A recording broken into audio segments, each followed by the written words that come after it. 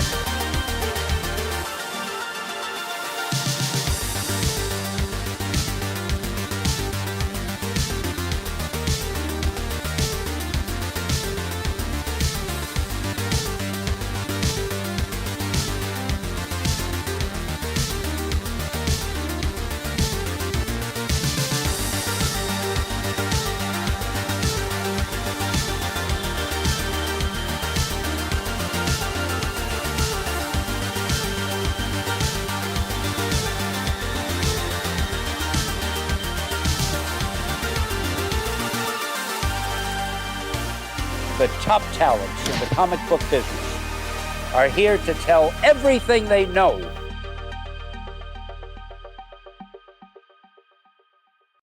What is good, everybody? Welcome to another Tuesday night, another Industry of Comics. The Industry of Comics, episode 61, live from Japan. Did you just say Tuesday night, Brian? It's Wednesday morning here in Tokyo.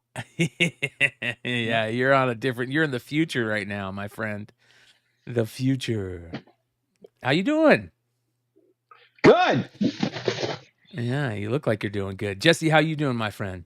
I'm doing fantastic. He's so far away, even his desk is so far away.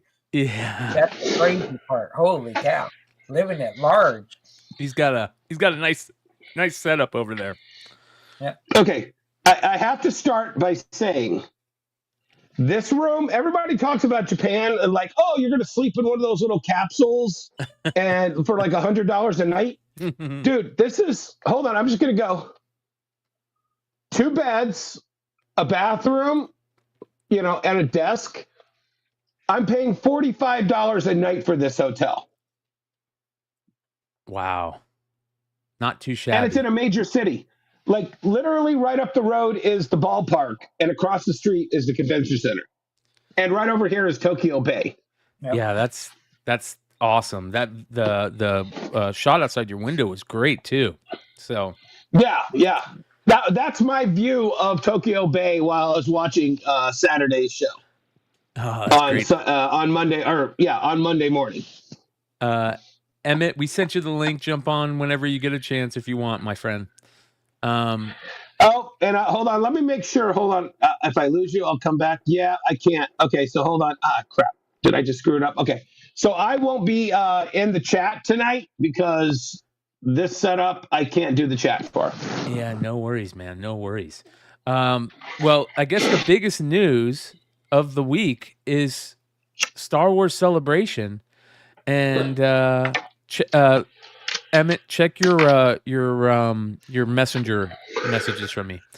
So the biggest news of the week has got to be Celebration, man. How was Celebration? Let's hear about it. First of all, before we get into how good the Pin King was, how good was Celebration overall? Do you think this time? Okay, so I have to disclaimer this. I have been involved with at least 50% of the celebrations from Celebration 2 to present. During Celebration 2 and 3, I was a booking agent for celebrities that attended them to sell autographs. I took a long hiatus while I opened the comic book store, raised my kids, didn't go to any of the celebrations, no matter where they were. I came back into the world right in 2015 when I started doing the Marvel variants for Star Wars comics. And the first celebration back was Celebration UK. And I did the C-3PO variant for that convention. So I had to haul comic books from America to UK to find out the UK audience does not like $20 variants. They just want to read a comic book. You found that out the hard way.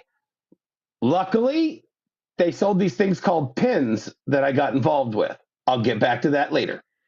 So the next show was Orlando, 2 years later in 2017. And so I went to that show. And I took that was our show that we had the Rogue One variant for. And that one was, it blew people away. Plus we had JTC at our booth. Oh, sorry. I have con crud. I'll get to that too. So we had JTC, Rogue One, huge show. We did really good. And I couldn't complain. We had Chicago in 2019, giant show. I did our Blue Snaggletooth Creature Cantina variant for that one, and that was huge. And then COVID happened, and then we had a couple year hiatus, and we had Anaheim for 2022. So that just gives you a background. London, Orlando, Chicago, Anaheim, here in the U.S. I can honestly tell you, in my opinion, Japan, it was 50 to 75% more attended than all of those shows. Wow. There was never, like, there would be moments where in Orlando, the main stage was over on the other side of the hall that we were in, and somebody would come out on the stage, and everybody go, oh, all the crowd would just go to flock around that stage, and we would just be sitting there going, I'm gonna go for a smoke break. This would be a good bathroom break time. I mean, at least 5 or 6 times each day. Okay, waiting for this big announcement to get over so we can. Oh, they're going to show a trailer. All right, cool. Oh, That's cool. Everybody's funny. coming back now. Awesome. All right, here's some, we didn't have 5 minutes of downtime at my booth the entire weekend of Celebration Japan. Wow. There was never a time that we didn't have 5 customers around our booth. Unreal. I mean, absolutely unreal. So you were so busy you didn't even get a chance to do anything but slanging merchandise. Dude, I'll tell you how busy I was. There was one morning, Saturday morning, we got there at 9 a.m. 9. Just constantly, here, make a change, selling pins, make a change, selling pins, make a change. I'm like, oh, God, when is this over? It's got to be over in the next 2 hours, right? And it closes at 6. I'm thinking it's like 4 o'clock. I look at my phone. It's the first time I got to touch my phone all morning. It was 1 o'clock. It crushed my soul that I was doing this for 4 straight hours. No smoke break, no piss break, no drink break. And I thought we were almost over and we still had 5 hours to go. How were the people dressed? Were they dressed in traditional, modern, or were they U.S. dressed? Very good question, Jesse. I would say 90% of every human being at that convention, no matter where they were from, had a piece of Star Wars outfit or some level of cosplay. I would say at best, and this is at best, 10% dressed in normal street clothes, like branded street clothes. Like I'm wearing my Nike jacket and a polo shirt. Everybody else, 90%, had some form of branded Star Wars Lucasfilm clothing. Wow. Oh, I got to tell you. I'll tell you a really funny story. Saturday afternoon, once again, booth has 20 people surrounding my booth. Up comes this little old Japanese woman. I mean, little, like 4'11" tops. And she has the perfect Aunt Beru costume on. And I said, Aunt Beru! And she's like, oh, you know? I'm like, you're Aunt Beru. And she goes, no one recognized me. And I'm like, you're Aunt Beru. How can nobody recognize you? And I did this. I go, everybody, say hello to Aunt Beru. And everyone at the booth is like, Aunt Beru. Everybody. And so this woman just, finally, somebody recognized my costume.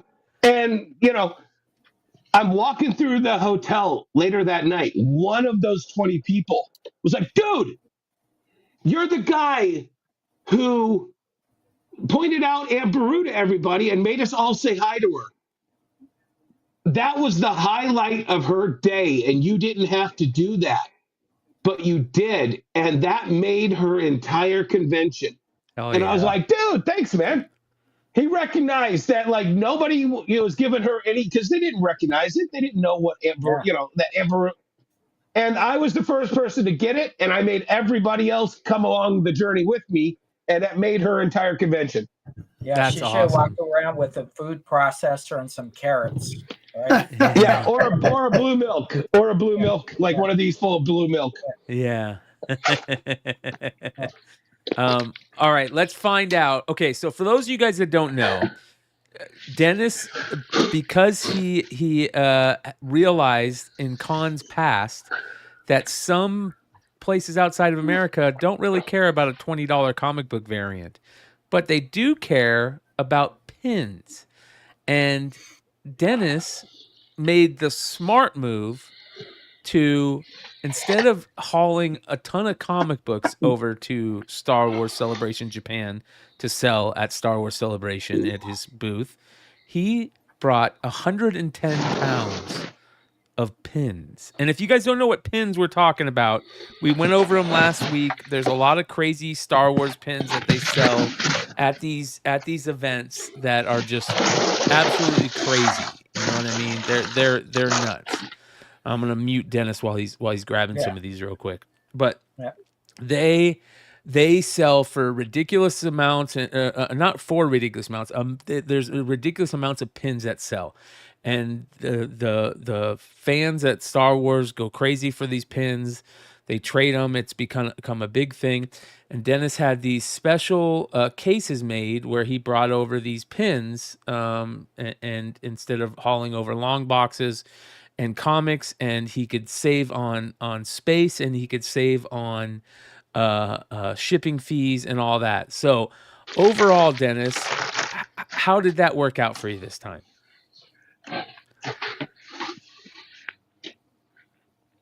Very good.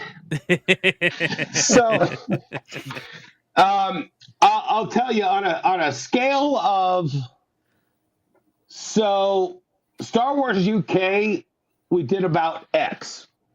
I'll just keep it generalization. If we did Star Wars UK, we did X. Orlando, we did about 20% higher than X. And in Anaheim, we did about 60%. Chicago, we did about 40% better than X. Anaheim, we did 60% higher than X. But what you have to factor in is how much that percentage increase was integrating pins into our sailing. So when we did 60% higher than X at Anaheim, 33% of that was pins. Wow. It was kind of the side hustle. Yeah. We did almost 2X in just pins. Wow. At Star Wars Celebration Japan. Wow. And we would have done more, and I'll get to that later. So what was the big sellers? What was everybody buying? Okay, so I'm going to show you.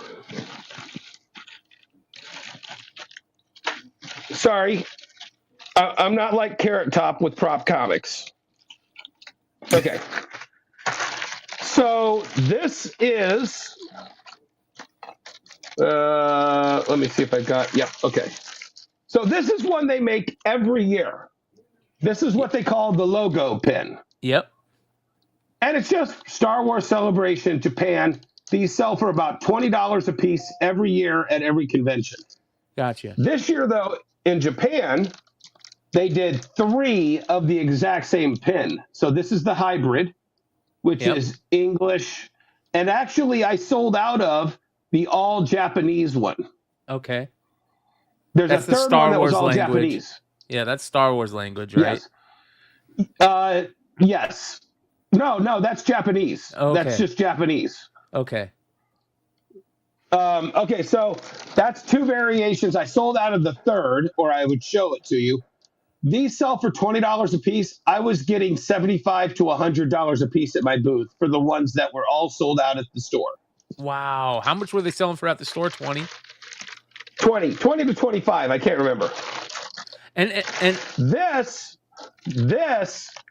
was the poster pin. They did this for the first time.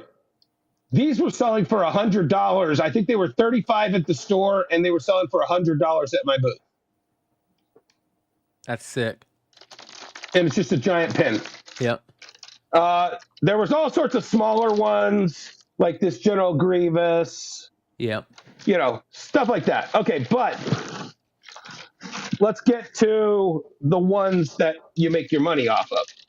So they have these things called blind boxes, and they have these things called sponsor pins. So the sponsor pins were, and I apologize, this is a sponsor pin. Yep. So if you spent, I think, $30 at one of the booths, you got one of these for free. Okay. And it was a company that was selling like Star Wars branded Axe body spray. And you got one of these for free if you bought $30 worth of body spray. Okay. Another one was buy $50 worth of crap at our booth and you get this one.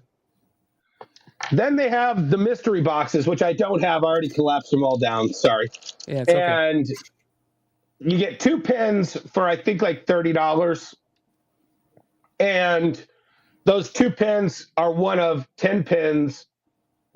But you can get what they call the chase pins. So this is one of the chase pins from the Acolyte. Yep. And the other one is the hit of the show. Yep. I don't know if you let me pick it about. out. Is the Ghost Yoda. Whoa, that's dope. So this pin right here, I sold one of them for 20,000 yen, which I think is like $140. Wow. And you only got one of these about every 12 to 15 boxes that you would open. And this paint is really sensitive, so you have to keep it nice and protected. Okay, so here's the other question. Didn't you bring a bunch of pins with you though? Yeah, I brought all of these from previous years. I sold out of every one of them. Wow. All the previous year pins gone. Then they have other pins that you can only get by going to panels. Oh, that's cool. So how would you get these, Dennis? Trade? So this one, trading. So first of all, when they had this panel, right, all of the people who went to that panel got one of these pins at the end of the panel, or when they walked in. I don't know when they gave it to them. Right. Yeah. All of the staff working the lines for that all had one of these. And the staff are instructed to trade your pins when you wear your lanyard, just like at Disney. Wow. So I went through the entire line of all the staff and traded for like 5 of these. That's smart. What would you trade them? Other just crappy pins? I have so many extra pins. Yeah. That I'm just constantly reloading my my lanyard with pins from previous years that if you just started working for the company, you don't have any of these. And like, oh shit, Princess Leia is my favorite character. There's no good Princess Leia pin this year. I'll trade for your Princess Leia pin. Okay. That's then, smart. This is the other one. This is the other convention hack. This little pin right here. The little. This was the staff, the meerkat. Yeah. This is the pin that they only give to staff members every morning. Every morning, every staff member gets one of these to give away. Wow. And if you hit the staff member first and ask him to trade pins, they have to trade it to you. That's so cool. I got like 6 or 7 of these. See, that's stuff that people wouldn't know about unless you tell them. These are selling for about $100 a piece. Wow. And the thing is if it's the last pin you need, you'll trade 5 or 6 of your pins for one of these at my booth. Yes. Yeah, we'll talk about that because, like I said, because it's funny. You know, you went over there thinking you weren't gonna have you were gonna have this amount of 100 pounds of pins. Actually, you had 110 pounds of pins. Tell them that story. Let's hear that story because I'm sorry. What? Go repeat that, please. You were supposed to take 110 pounds of pins with you. You were checking your bag, and they told you. So right, yeah, 50 pounds. So the Japan Airlines JAL. They said I had a 45 kilogram limit per bag, and I could check 2 bags.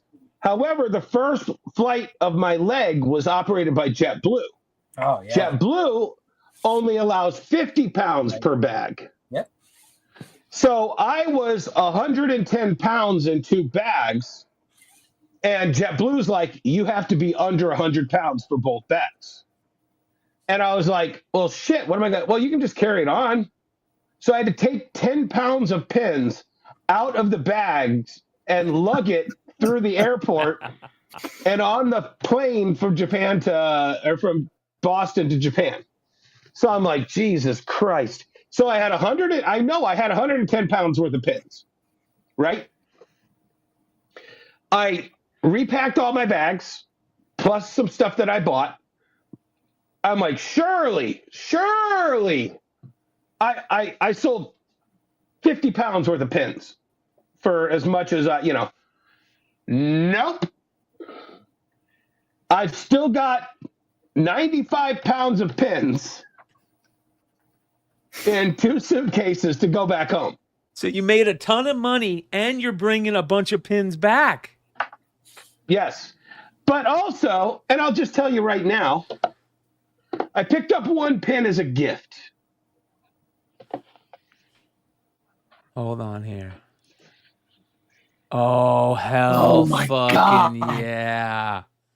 Hell because one of my friends was talking about how that was his favorite art.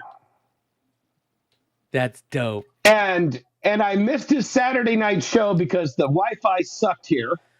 That's dope. So, Brian, I'm sending this off to you when I get back. Thank you, brother. I was geeking out so hardcore about that, man. That's cool. And the cool thing is, you don't even know how cool this is. That's a little art easel. Oh.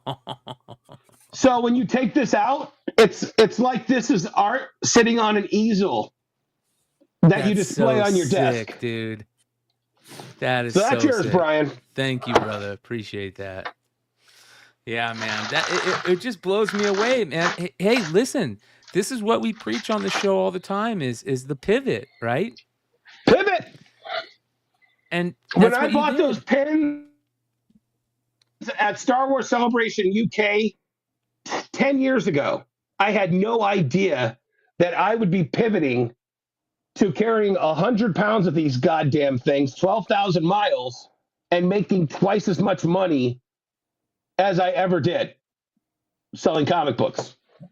Yeah. I think the funny part is because we have all traveled tremendously, especially me and Dennis, when we get that 51 pounds or that 52 pounds, where it's very simple. Just take that hardcover out. But what do we do? Nope, I don't need this underwear. I'll buy underwear. No, I don't need this shirt. I'll buy a shirt. We'll throw everything out before we throw any collectible we have in our suitcase.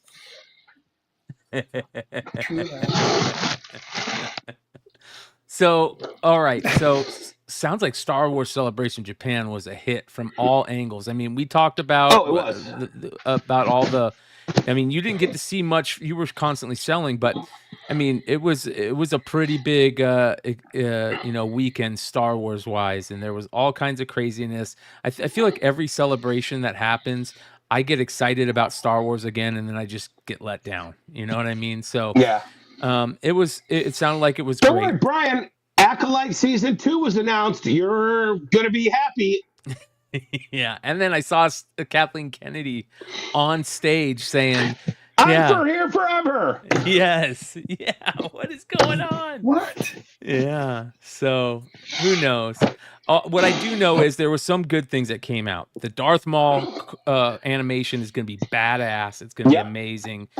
It's sending legacy, all the legacy comics that with Talon and Darth Talon and all those Kira, all that stuff.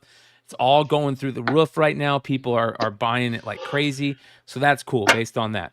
You have that Starfighter thing coming out with what's his name? Sigourney Weaver? Yeah, and who's the other? What's the Ryan or what's that guy's name? The main guy, that played Ken and Barbie and Ken.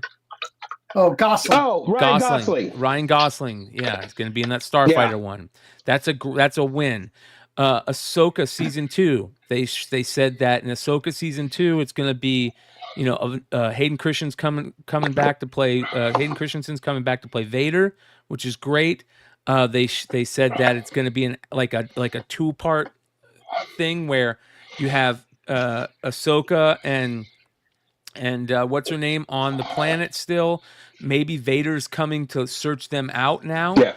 And then at the same time, you have Akbar versus Admiral Thrawn and doing these huge naval battles in space. Like, I'm all for that. That's fucking awesome. Hopefully they don't fuck those up. Okay, I talk about it all the time because I think it's so relevant to any genre or spectrum that you want to do. Van Halen realized the only way to get people to listen to your new stuff is you have to hit them with covers of the stuff they love. And I think Star Wars has figured this out, that you can't just feed us the Acolyte and make us accept it. You have to give us something we love and something you want us to love, and then you have to merge them together in one full performance. Yeah. You can't just give us, Kylo and Rey. You have to infuse some Luke Skywalker in there for us to care. Yeah. Yeah. And I hope this is them understanding it. I hope this is them getting it, because they were on such a great path with Mandalorian, and then it skewed off, and it's just like all the announcements seem to me that they are starting to get it. Yeah. Well, okay. So let's talk about the second part of the trip, because now comes the fun part of the trip. Now it's buying time.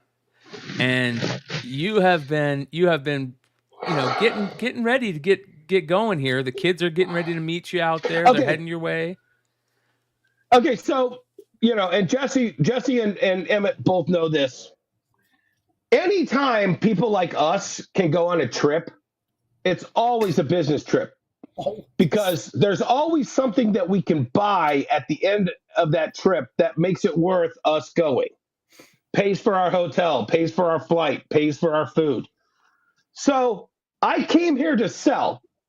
And I mean, if it had been a complete flop and I did half X, I was still planning on buying my way out of this show. Luckily now I have quite a lot of X's to buy a lot of shit to take back home with me.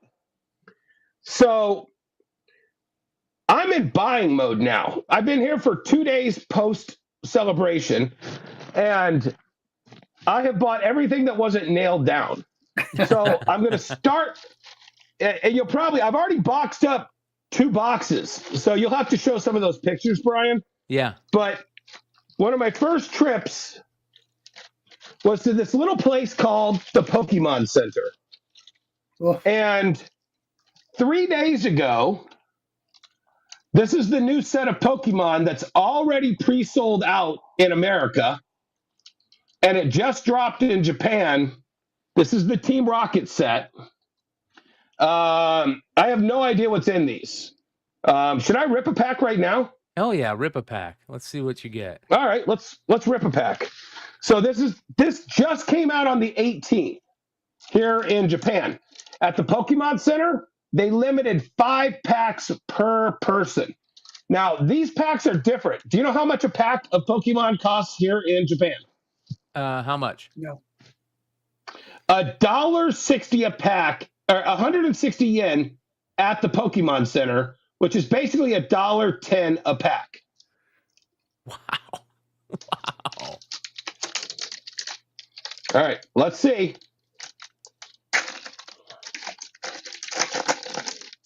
And this is the set that everybody's going crazy for right now. Yes. Okay, so hold on. I don't know how to, there we go. So here's what I pulled. Shiny. We want shiny. And over here it tells you the trainer that trains for each one of these. And There we go. I got a holo. Shiny. So you're not guaranteed a holo in every pack, by the way. Not bad. Not so bad. I got a holo. Yep. So I picked up those. Then they had a limit of 5 of those. They had a limit of 10 for this pack. This was the pack before. Not bad. So I picked up 10 of those. I don't know what this is. It's kind of cool. You said that they Little what are swag those? things that they give you. You said that they put Then them when you all... buy, Yeah, they put them in this cool thing. yeah. And then when you buy the packs, so you just don't have a bunch of packs floating around. They put it in this little bag, and you buy this, and then they tape it up, and they hand toma, That's awesome. and they hand it to you. You go there, you can buy a box. Guess how much this box costs at the Pokemon Center in Japan? Emmet, don't get a hard on. I'm dying to know. Is it 30 bucks? 5,400 yen for 30 packs of this Pokemon set. That I don't think this pack is even out in the US yet. So that comes down to about $37 for this box. Holy shit. That's $1.20 a pack. Wow. Emmet, Jesse, and I could easily get $5 a pack for this in our stores. Oh, yeah, by far.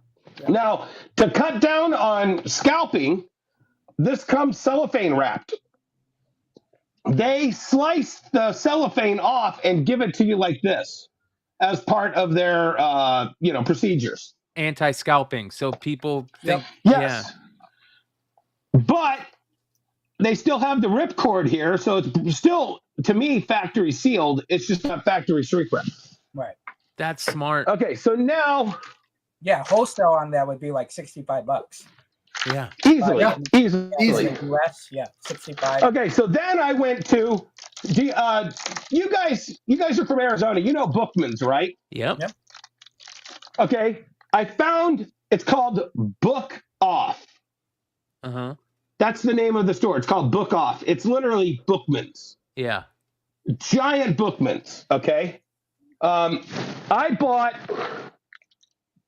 300 individual cards from this Bookman's that sells. They literally hand price all the Pokemon cards and have huge displays. I bought 7 bundles like this of 300 cards.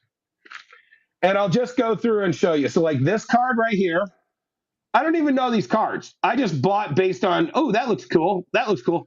So this cost 350 yen. But it sat around long enough that it was 20% off.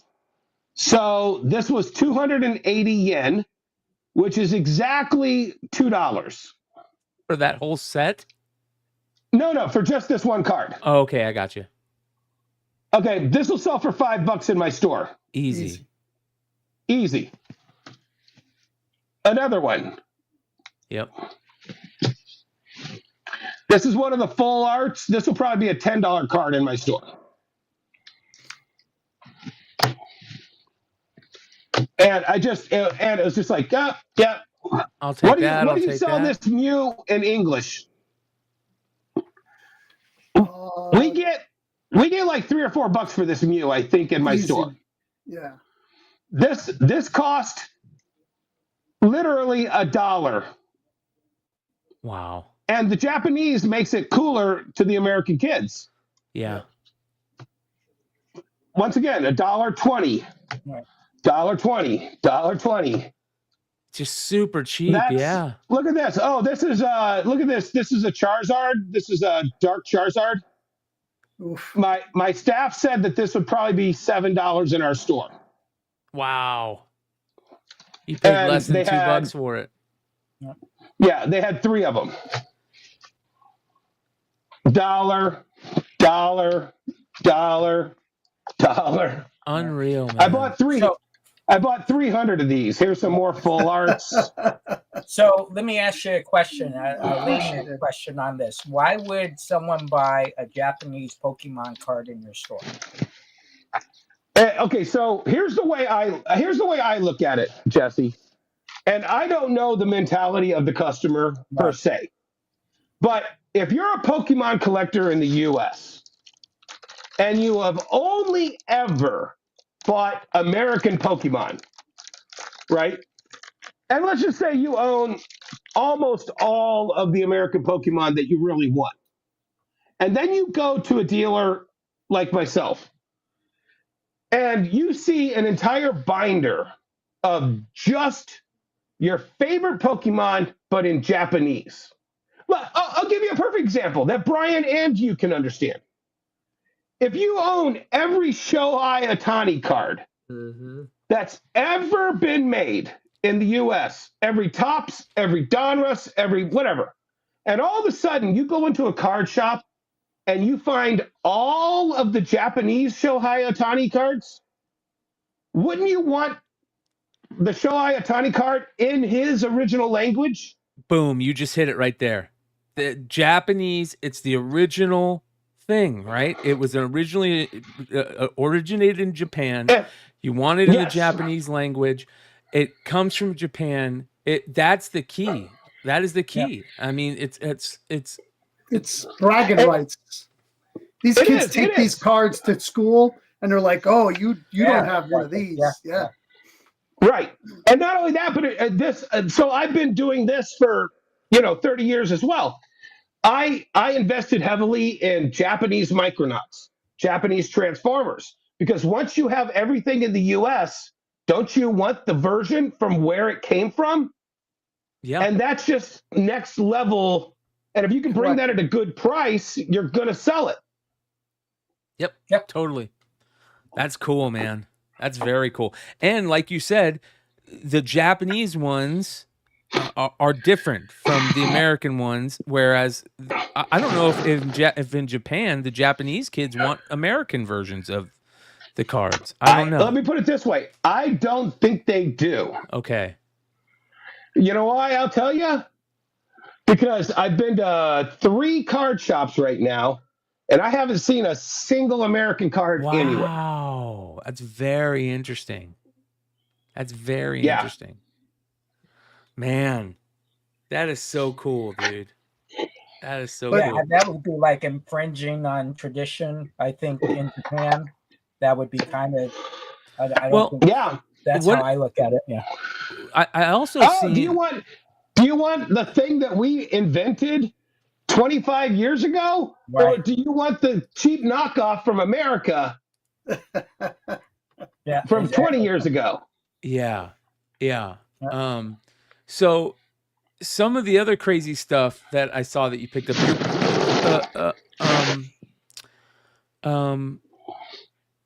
video game stuff. Super cheap. They don't cheap. really collect. No, they do. Emmet, they have started that book off place. They had a lot of really rare games in boxes that they wanted what I thought was actually market price, what I would think market price was. But the couple places I went, and I didn't really take a big picture because I was trying to get the boxes packed, but I picked up like 20 Mario DS, 3DS, and DS cartridges for 480 yen or $3.60 a piece. And I got like 2 copies of Mario Kart for DS. Yeah. And much like the Pokemon, if you're a next level US game collector Yeah. and you own everything, and now all of a sudden you see for $15 at my store that you can have the Japanese original, where Mario is created, version of the game that is your favorite game, why wouldn't you buy it? Yep. Yeah. They sell so fast that you just can't keep them in stock. Mario and Pokemon games just Yeah. I picked up a and I'm going to show how ignorant I am. Pokemon with the Lugia, and it's like silver or clear. I don't know which version it is. Crystal. It was Crystal. Yeah, Crystal. $10 for a fairly used copy of it. Yeah, that's For a Game lot Boy. of money. Yeah. I think that's like $100 game over here. Yeah. Wow. Yeah. Well, okay, so here's what I want to know now. Now that the buying trip starts, what are you going to be heading up? So this is a great question, Brian, and I talked a little about it in the pre-show. This is my 6th trip to Japan.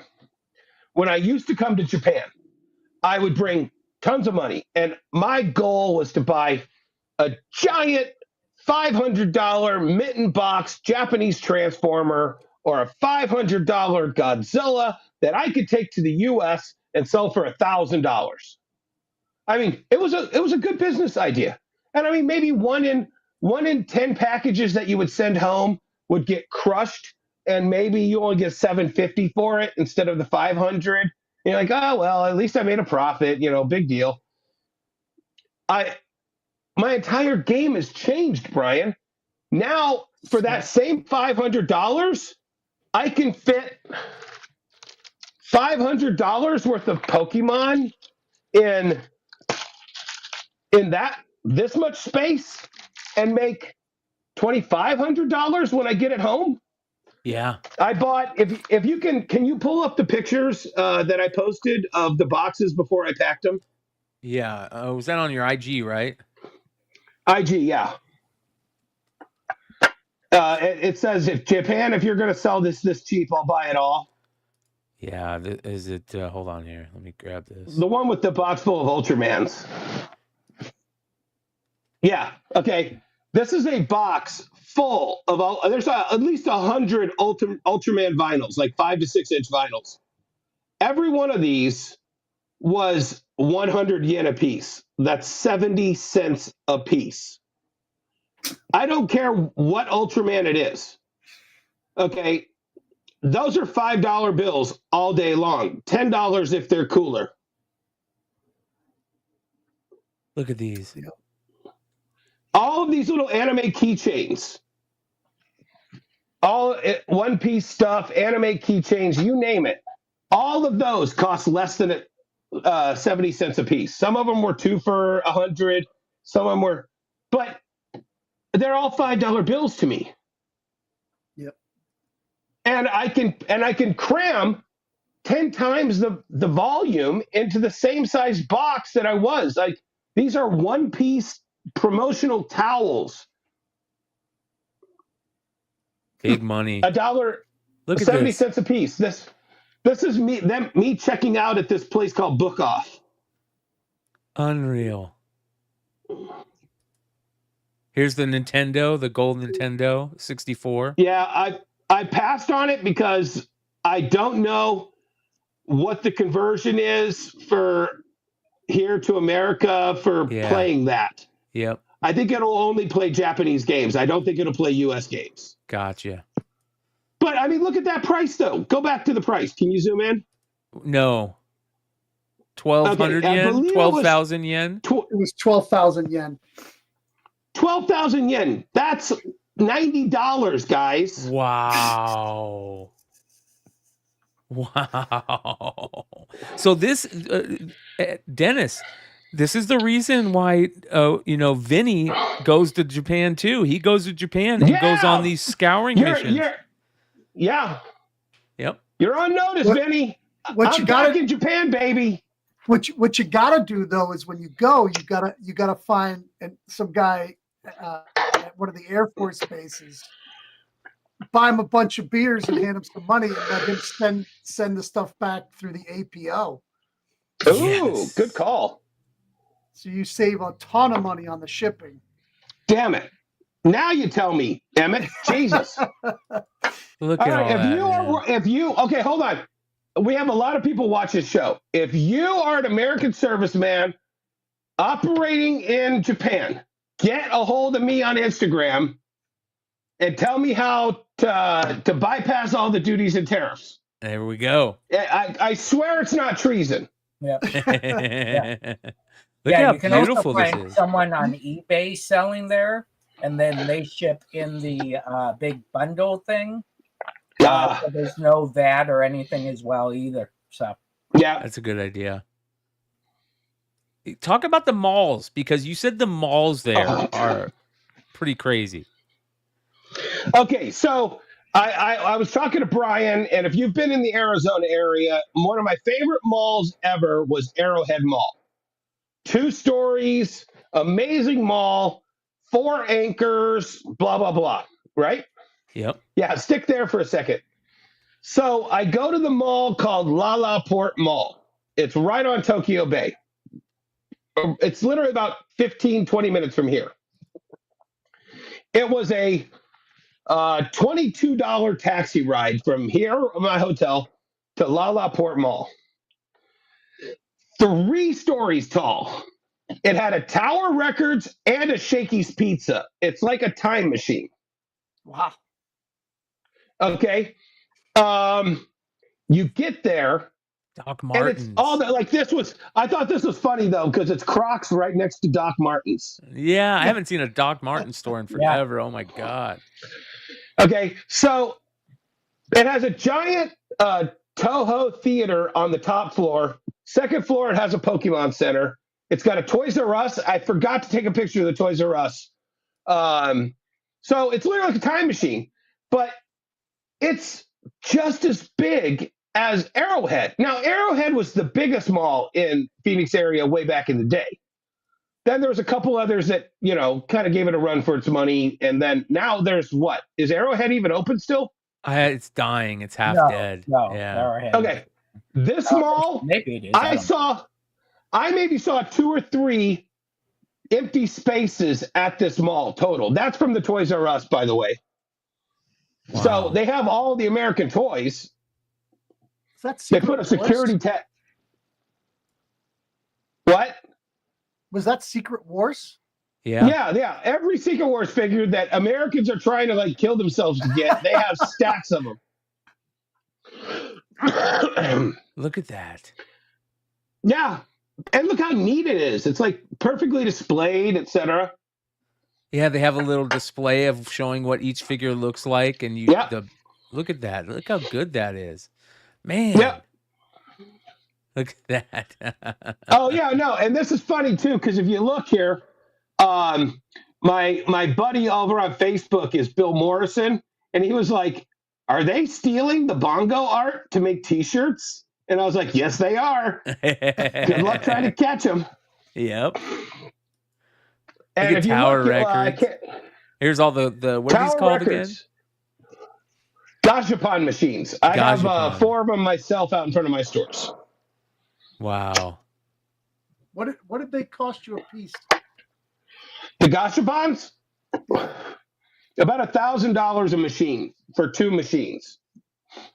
And does that come with the company that then supplies you the stuff?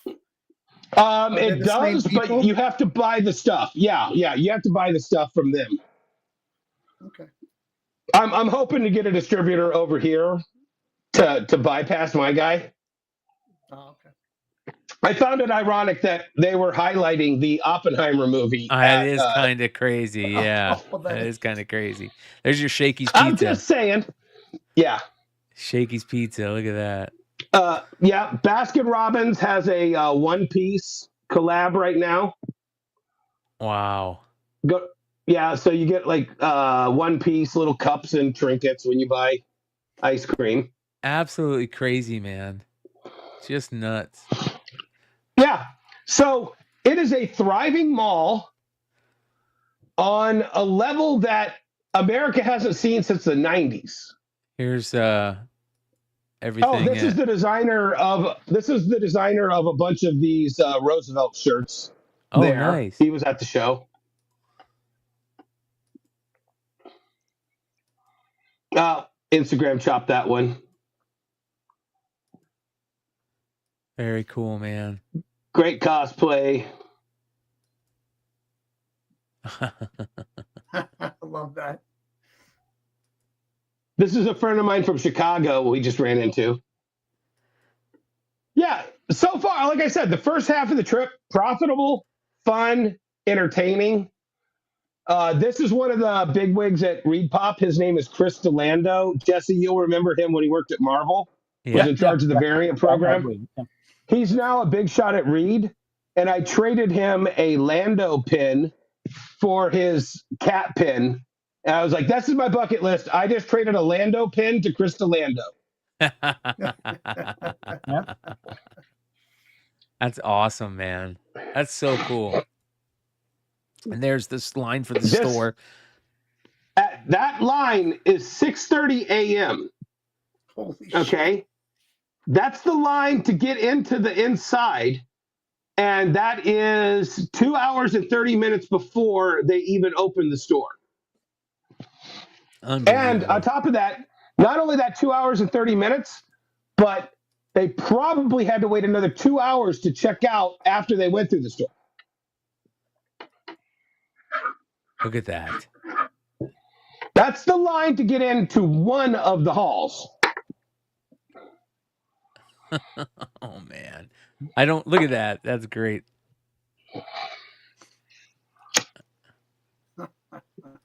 There's Big Rob. Shout out to West Coast Rob and his wife. We saw them in San Diego. Yep. Big fans of the show. Yep. They do good stuff over on Nearing Nirvana. Rob does. Yeah. So, man, that's awesome. It sounds, and here's, by the way, you guys, here's some of the pins that Dennis was selling. So you guys can see, just crazy. Yeah, so like the 4,000 yen level was like $27. And like I said, you can get them for 15 if you wanted to wait 4 hours and, get them, or you could just buy them from me. So I'll talk about it a little bit here. So midday Sunday at my booth, I had a sales rep from Reed come up to me and go, Dennis, come here for a second. Lucasfilm has asked us to tell you that they don't want you selling any pins that came out this year. And I'm like, okay, why? They think the optics look bad when you're selling pins for more than we're selling them at the store. You mean the ones that keep selling out at the store that you have to wait 4 hours to get? And it's bad optics that I'm selling them for more, or that you're making your customer wait way longer than they should to be able to buy something that they should just be able to easily buy at market price? And he's like, yes, they've asked me to tell you that they would like you to remove them from the table. They have renegotiated the deal. Pray they don't renegotiate further. Oh. I was like, okay, I get it. Boop. Yeah. Yep. That's all you. Hey, you got to do what you got to do. That's how you make your money around these places, and so you can't bite the big dogs. You can't bite the hands that feed. And the thing is they are the empire. They control the event. There's nothing I could say or do to convince them once they've already made up their decision. So you go with the flow. You're like Lando. Oh, you'd like me to betray my best friend for a long time? Okay. Yeah, because what are you going to do? You're at the table. You've already spent for your table. You got to make enough to pay for your table. That's a bummer. Yeah. As Kilted Corgi says, they're just jealous of the margin. I mean, that was for another 3 hours. We probably easily lost $1,000 to $2,000 in sales by not being able to sell those pins. I had spent all morning buying those from fans that had their extras, and I was buying them. It's kind of like the end of Trading Places. I understood what the market was. I could read the matrix. Like we always talk about. Once you could read the matrix, it's so easy. So I spent the entire morning buy. Oh, Yeah. yep, buy. Okay, I was just getting ready. Sell. What? I can't sell these anymore? Yeah. Okay. Yeah, but think about next year or the year after. How Well, much that's the you're gonna thing. get for them? They're Oh, dude, I've gonna got be an twice, entire, like I twice as said, much. it's probably a bag of 20 pounds of pins from this year that I'll have to sell 2 years from now. And they announced they coming back to Anaheim? Is that what it is? No. Oh, dude, this is a big controversy. They're not going back to Anaheim. They're going to Los Angeles, downtown Los Angeles. Why? You know, the place that Jimmy Kimmel, who's in downtown Los Angeles, always makes fun of. Yeah.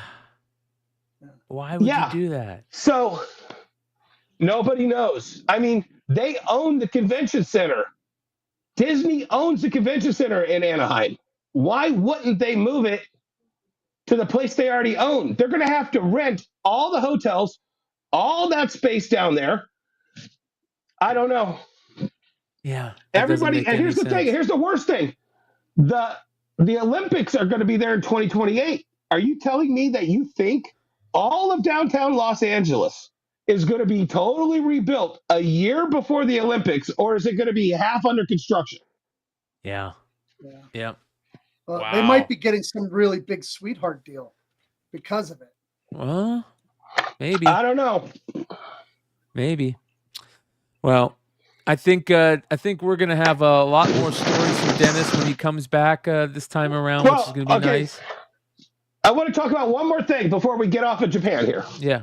Okay, so you heard me talk about all the deals and steals, with Pokemon and all that. I got to be Jesse for a second talking about Buc-ee's. Because I don't think Buc-ee's has anything on 7-Eleven, Lawson's, and Family Mart. So this is crab meat. $2 American for 2 of these. Okay? This is Boss. This is Sao Paulo, Brazil, iced coffee cans. $1. $1 for that can. I've had those in New York. They're $4.29. Yeah. Yes, I know. Yeah. I drink one of these a day in America from Kona Coffee. Right. $2 for this iced latte. $1.50 for this giant unsweetened Bentley iced tea or barley tea. This is an Arizona. This would be the equivalent of not Arizona green leaf tea. Yeah. This is double that. And green leaf is like $3 a bottle. This is $1.50. Another $1.25. Wow. This Coca-Cola costs 170 yen or $1.20. When was the last time you bought a Coca-Cola from a vending machine for $1.20? In high school. Yeah, exactly. Egg. I buy one. I eat one of these every morning for breakfast. These little egg things. $2 for this giant scrambled egg. It's cheaper in Japan, ladies and gentlemen. Yep. I could just see Dennis walking out and those businessmen going, "Oh, here comes that American guy again. He's going to buy all this stuff that we can't sell to Japanese guys." Yeah. This bag of Kit Kats. Oh, yeah, the Kit Kats, yeah. Kit Kats are huge over here. There's no Snickers. Oh, yeah. There's no Milky Way. Everything is Kit Kat over here. This bag of Kit Kats, which is the seasonal spring Kit Kat, is 320 yen or like about $2.40. Right? 10 Yeah. of these.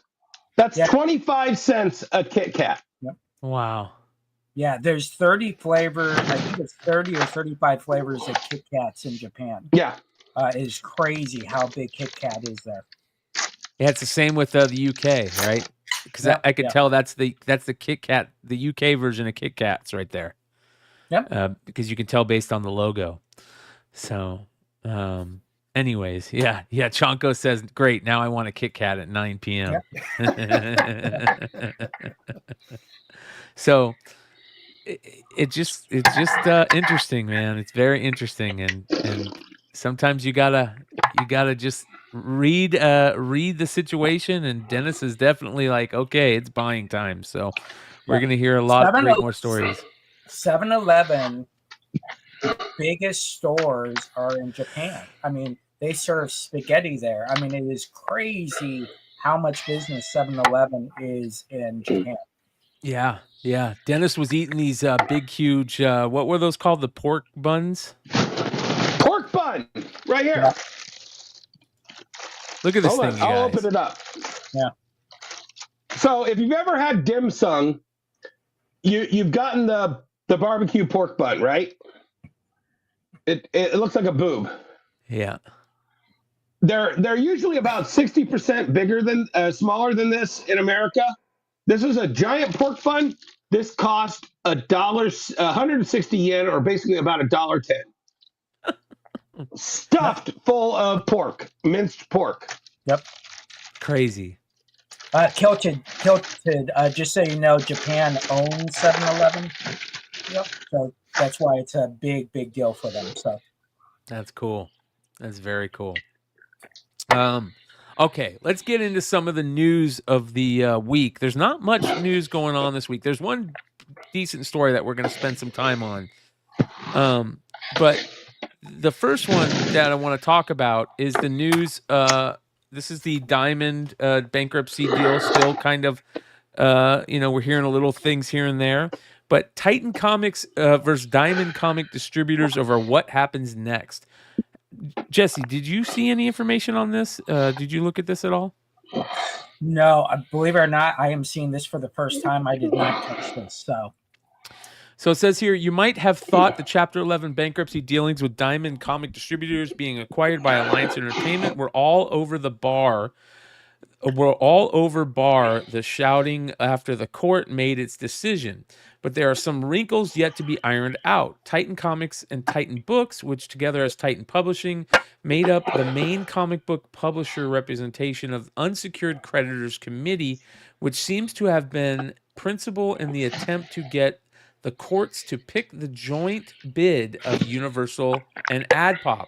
That failed. So that's very interesting. They're saying that Titan is the one that kind of pushed the AdPop Universal thing too. It says here, Titan has signed a new distribution deal with Diamond at the beginning of 2024, a non-exclusive deal with some rather favorable measures. It appears to have been designed to stop Titan from going exclusive with Lunar and Penguin.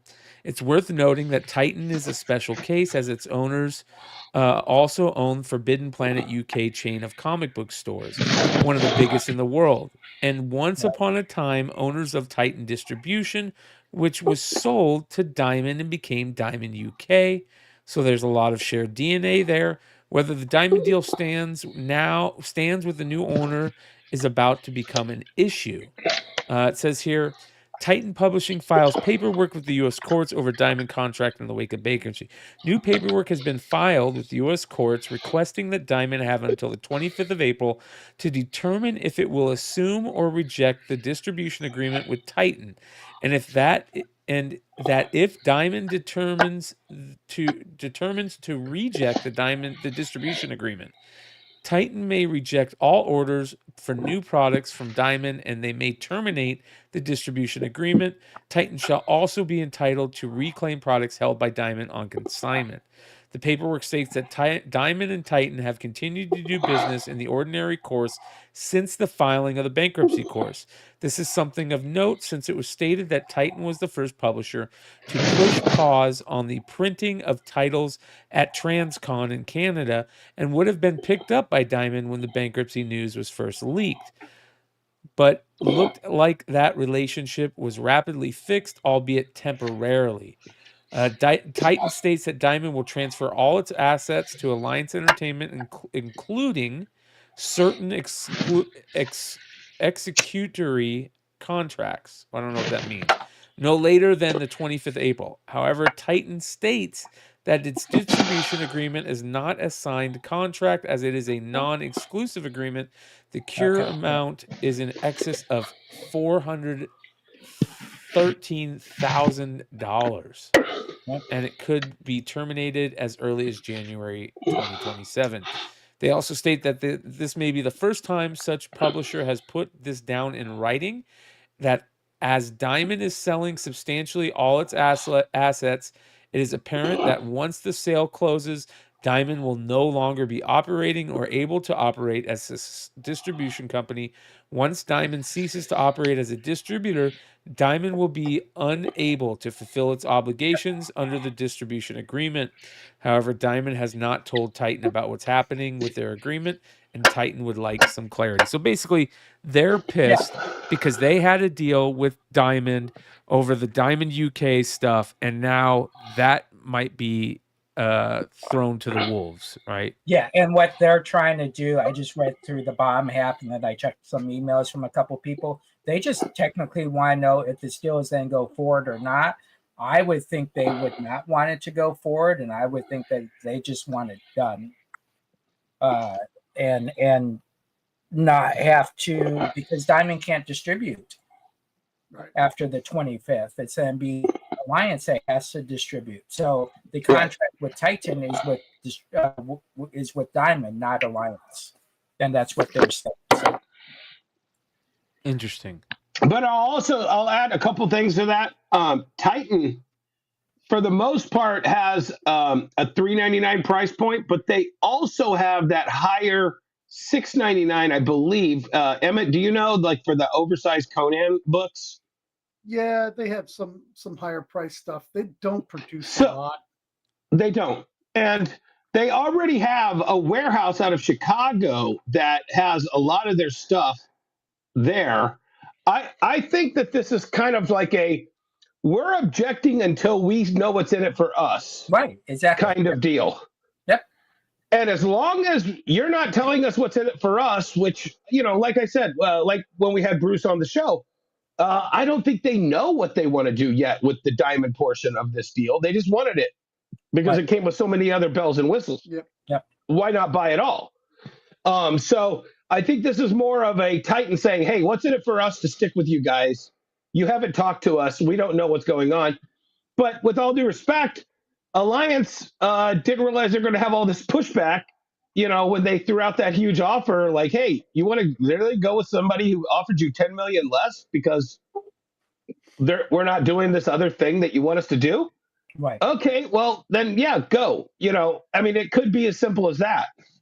Yeah, exactly. And we had talked about last week that we knew there was 3 people that by the 25th had to have answers because that is the last day for them to get their stuff in. So I think, is this a story? No, I don't think it's a big story if you really understand what it's saying. It's just a clarity. They want clarity on what they're going to do, what they are going to do, and what they can do going forward. Yeah. It's going to be very interesting. This is the type of stuff that we're going to see, kind of happen here and there with the finals, the final little things that happen. We're going to hear more stories about this, I imagine. I did hear that I saw somebody noted to me that they saw Conan books being sold by Lunar, maybe. So that's interesting. I wonder if that's something that we should keep an eye on. That being said, another interesting thing, we do have Panelfly in the chat right now, and we saw this. Panelfly launches online marketplace for comic distribution. So I'd be very interested. We'd love to have Panelfly on the show at some point to come and talk us about this a little bit more, maybe at some point. Did you guys see this, and what did you guys think about this? I think it's a great opportunity for a younger company to come in and actually do something that is more organic from a different level. I think we look at Alliance and the Diamond thing at this high level of structure, and it's then take time to do switchovers and this and that, where Panelfly is kind of coming in and saying, let's just do business now in a very simple formatted way. I mean, it's extremely a simple way to do this. So I think it's I would say it's the modern way to do business. It's like if you're going to build your web page, but you're not going to use AI, or this is there, and I'm not saying using AI to do this, but that's the level this is at, to the simple comic book guy out there, the comic book publisher out there. Yeah. This was what I was talking about when I was talking about somebody has to be Sir Mix-a-Lot. And as Alliance gets rid of these other things, somebody needs to pull up quick and retrieve them. And that's going to solve a lot of these issues with the Larry Niobes and the, Antarctic presses that are in a kind of a limbo. And I mean, maybe a place like this could handle 26 covers of Vampirella #3 for Diamond. Yeah. There's business models that a little guy like this who's hungry enough can pick up and take over what Diamond used to do if Alliance doesn't want to do that. And it clearly Lunar and Penguin don't want to do a lot of these publishers. So this is an opportunity for somebody smart and hungry to pick this up and turn it into a sub-distribution branch model and benefit all those people who make their money off of the little guys. Yeah, exactly. I think if you're you wake up and have all these orders to ship out to these stores from the Panelfly post who's redirecting it to you to ship out, and you can manage your product. I think that's a great way to do business instead of just saying, well, we're there to send $1,000 and let's hope they get shipped. Yeah. Hey, Dennis, I'm going to mute you. Just unmute yourself when you're good to talk. I would love to hear about this. Reach out to me. I'm not sure if it's Amir in the chat. Amir, if it's you in the chat or whoever it is, reach out to me. You've emailed me before. I have sent your emails off to Dennis and Jesse to check them out, and we're very interested in hearing more about this. The three of us to see kind of where this goes and what you guys are thinking and how you guys are thinking about this whole thing. What exactly does marketplace distribution mean? Exactly. Right? Exactly. I know what marketplace means, and I know what distribution means. What's a marketplace distribution? So marketplace would be technically going to a virtual mall, right? And you're walking down this mall and you see AAA comics, 10A comics, 4A or publishers down the road. And what happens is you go into that block and you say, oh, I want to get these 8 items. Well, what Panelfly will do is they're then market it. And again, could be wrong too, but they're then market it. You buy those 8 items instead of them stocking the items. The publishers then still have those items and they'll distribute out those items. They'll ship them direct to us. Exactly. So they're just going to create the place where you can buy it. Yeah, they'll drop. I'll add one more level to that. So back to Jesse's mall analogy, Nike will sell at the Nike store. Converse will sell at the Converse store. However, Nike will also sell at the Shoe Carnival or the shoe department. And they will also carry Keds and all the lower brands at the shoe department. But they're not going to carry Keds at the Nike store. Yep. So, at a certain distribution level, Nike doesn't need to sell any more than the Nike store, but they want to sell at these places. And these places are also stocked with lower brand shoes, as well as the upper brand shoe. So I think these guys want to distribute to all these marketplaces, while all the people that are buying to the big two are going to be these stores. They want to sell at this distribution level where it's covered in more stores. Right. And the great thing about it is you could be a B-level company who could exceed in this type of environment and have the opportunity to exceed versus going into Lunar or a Penguin where you already know you're not in the top 50 no matter what. Well, I'm curious though, is this going to be to shop owners or is this going to be direct to consumer? That's a great question. From what I read, this is comic book store publisher. I don't think this is direct to market. I could be wrong on that again. I read it enough to understand it, but that's why we have to get Panel Fly on to actually explain a little bit. But I'm pretty sure it's publisher to retailer. So, and we'll set it up and get him on here at some point here in the short-term future. I think it's going to be very interesting to find out where that goes and how that continues. Okay, big news of the week on our end. I think the biggest story is this right here. Ladies and gentlemen, Rob Liefeld is mad again, and he is letting people know it. Shout out to Rob, by the way, the GOAT. He says, basically, he's letting everybody know in his latest podcast, which is the best comic book content out there. If you guys aren't listening to Rob's Observations, there's a problem. It is by far, after the untimely passing of Ed Piskor and you know the content that he was creating with Jim Rugg, it was you know sadly missed because I thought that they were putting out the best content with cartoonist kayfabe, but now that they're not around anymore, Rob's got he's got the crown again, and he is putting out killer content. And this last podcast, he basically said he thinks that Marvel should fire them all off with their heads. They're not doing what they're supposed to over there. It's you know they're doing relaunches and you know you got canceled titles and sales that are just garbage. The X-Men, which are their biggest thing over there, are in crisis.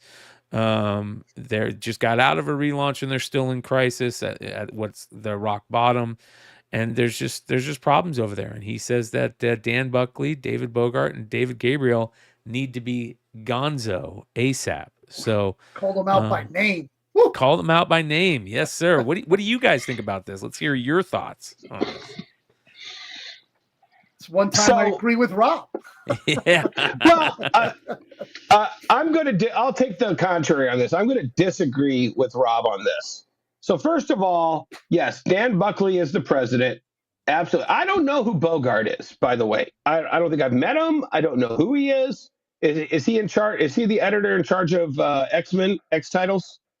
So let's see here. Dan Buckley, who are you asking? A Bogart? Guys, right? Yeah. Bogart. Yeah. So it looks like Bogart hired me to write a gossip column startup at Next Planet, the Gutter Press. Everybody season which lasted all of 3 weeks. It's canceled by Mark Waid. I don't know. It doesn't really say in here. Okay, so I don't know who he is. So maybe he is expendable. I don't know. But Buckley oversees editorial. Buckley doesn't come up with storylines, he comes up with initiatives, you know, and basically says, hey, we're going to promote Fantastic Four this year because Fantastic Four is a movie coming out that we want to capitalize on. And then David Gabriel is the senior vice president of sales and marketing. David doesn't have a single thing to do with editorial or anything like that. So all he can do is say, oh, editorial, you're going to make some X-Men titles? Okay, we'll promote it this way, and this way, and we'll make these incentives, and we'll try to sell these variants. Yeah. So I really... That's the first guy that should go, is because their marketing sucks. Marvel and DC have zero marketing. Whatever money they're spending on it is too much. Yeah, but here's the thing. But Emmet, are Marvel comics selling to retailers? That's all they care about. Right. So But they if should Marvel because Comics are selling to retailers, then David's doing his job. I'm 100% behind David Gabriel because he's literally been at Marvel for over 20 years, and he has consistently 80 to 90% of the time done the one job he's supposed to do, beat DC. And he has beaten DC 80 to 90% of the time that he's been in charge of selling Marvel Comics. it's So like everybody who Bogart, beat the 62 Mets. It's like it wasn't much of a task. it's It's a free ride. it says here Bogart, before becoming Marvel's vice president of business affairs and editorial operations in 2005, senior vice president of and business affairs and talent management in 2008, and senior vice president of operations and procurement in 2011, where he stayed till now. So right now he is this Bogart guy is senior vice president of operations and procurement. So big wig. Yeah, but here's the thing. If anybody needs to get fired, from Liefeld's perspective, it's the editor-in-chief who is not coming up with the X-Men storylines that Rob thinks should be propelling the X-Men forward. It's the X-Men story editor who hasn't come up with a decent one since Grant Morrison's X-Men, whatever they called that thing. X-Men Island. Yeah. I mean, that was 7 years ago, guys. X-Men Island was, that's, to me, that's not Buckley's job. That's not whoever Bogart is, and that's not David Gabriel's job. Their job is to sell whatever the X-Men team and the editor-in-chief are coming up with.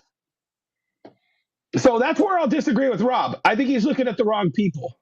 I think he needs to look at that middle level of the people in charge of reinvigorating X-Men. Somebody back in 1975 said, publishing these X-Men reprints, it really sucks. Can we come up with somebody new and exciting to do X-Men? Grab Claremont over there. He's got an idea, and grab these other people. Oh, wait, Byrne's got a good idea on X-Men. Let him take over some issues.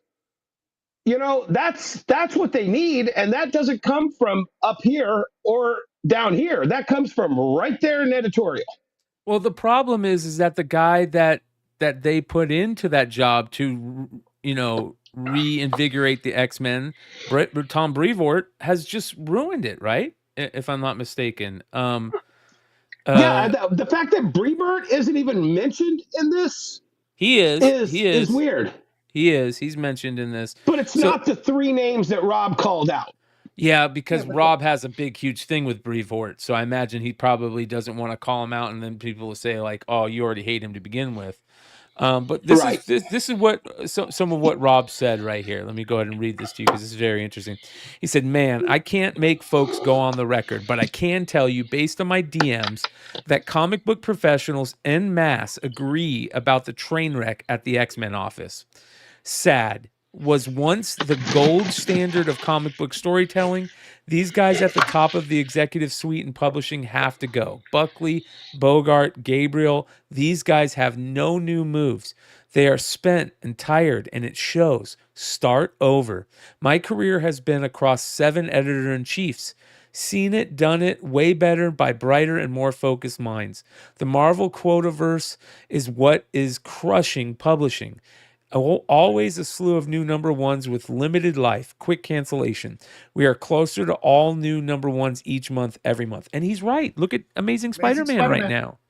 Like, that is absolute bullshit. Garbage. Yeah, nobody wants what's going on in Spider-Man right now. But I'm going to play Marvel's advocate here for a second. Okay. Nobody's bitching about, other than everybody who's bitching about, nobody's bitching about 100 new Batman number ones every year. Constant reboots of Batman. Well, the reason why is because Absolute Batman's good.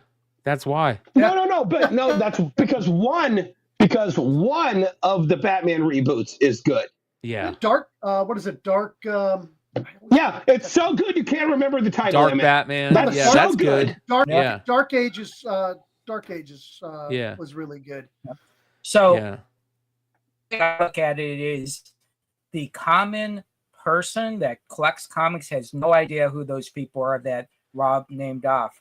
So Rob is using his platform, his huge platform, a very big platform, to get his voice out.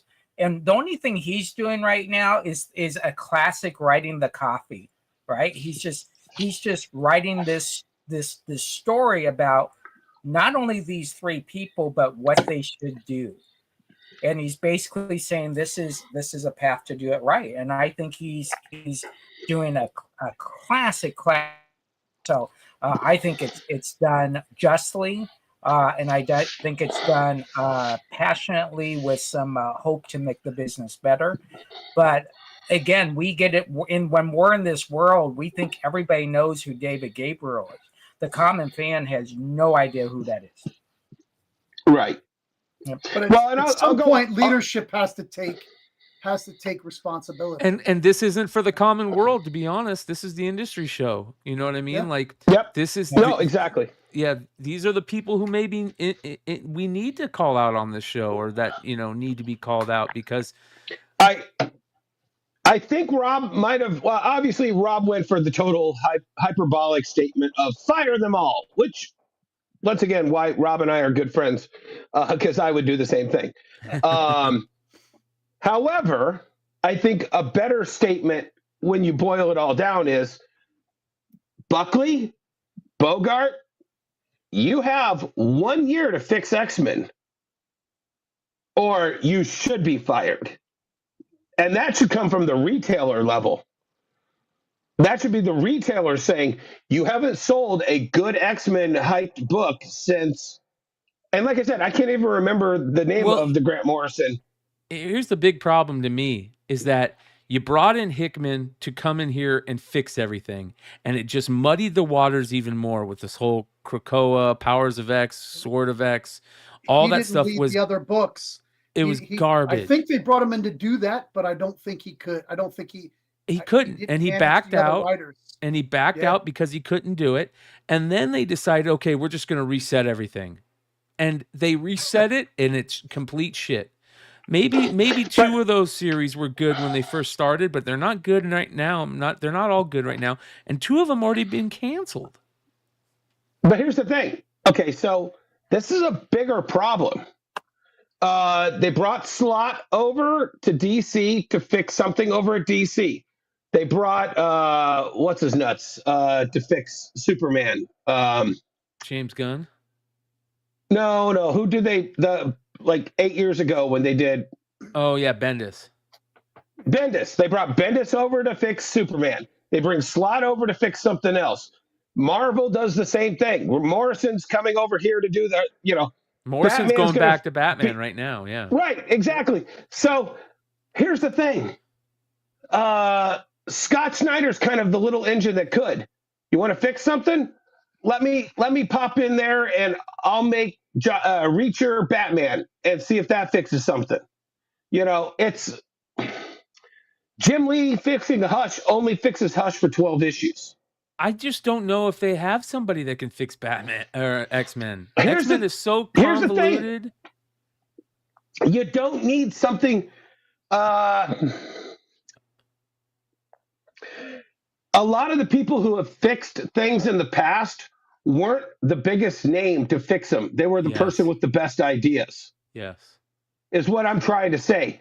Quit grabbing for all these giant names. Just like we were talking in the West, about the West video last week, and how comic book journalism isn't what it is now.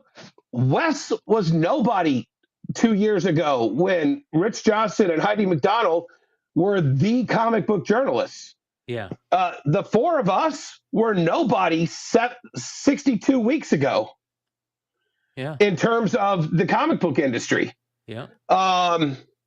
So maybe, just maybe, it's not going to take a giant name to fix X-Men. Maybe it's going to take one fresh idea that nobody's thought about to fix X-Men. I think it needs a fresh idea, but it also needs somebody. Here's a perfect example of what it needs.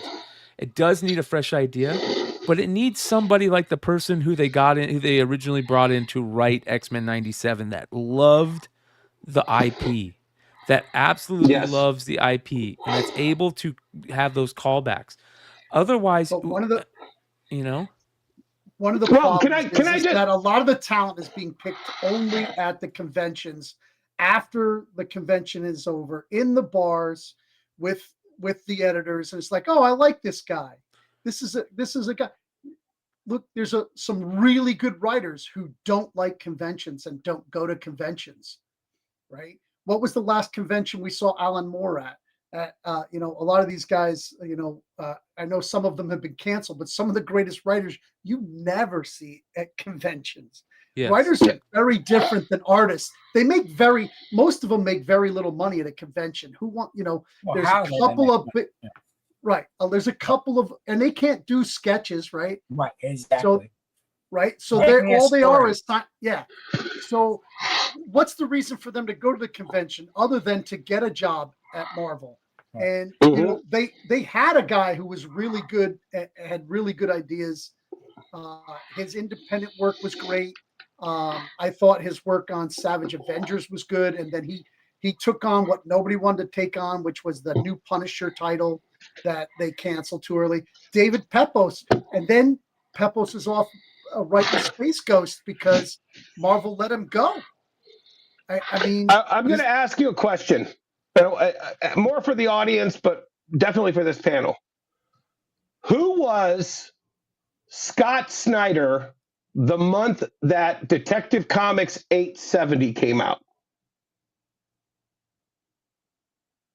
Nobody. Oh, you mean not when Black Mirror came out? He was a nobody. Yeah. Right?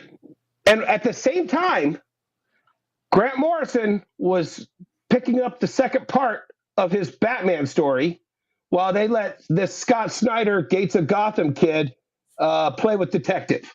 Yeah. Well, where did he cut his teeth? Where did he cut his teeth? Gates of Gotham. Vertigo first. So they don't have a Vertigo anymore to cut the teeth and give these guys a chance of doing 12 issues, 24 issues. They give them 4 issues on some book that nobody wants to read anyway, and then they move them into a bigger book because they think it went well. Right. They don't have any proving ground anymore except for independents, and then independents are tough to keep going more than 12 issues unless you have the money to pay for it yourself.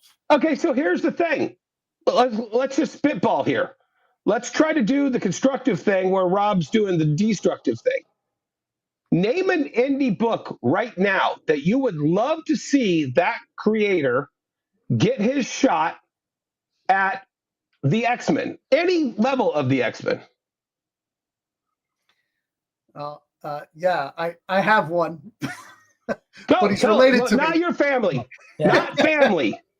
Well, he could do it. He did Scorched, which was a team book for 2 years, and it sold more than it's selling now. Yeah.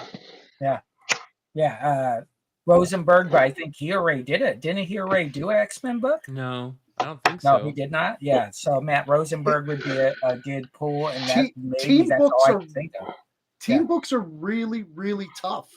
I mean, when a guy gets a team book to kick off, I mean, he's really good. You have to create chemistry between the characters.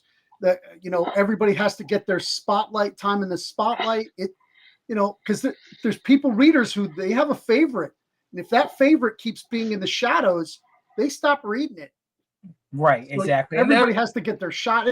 It was clear in the first year of Uncanny X-Men that Wolverine was the breakout hit. They could have easily made every issue about Wolverine. It took them 3 years to give Wolverine a solo story. Everyone got kind of a snapshot. There was a Storm issue. There was a Colossus issue. There was a Kitty Pryde.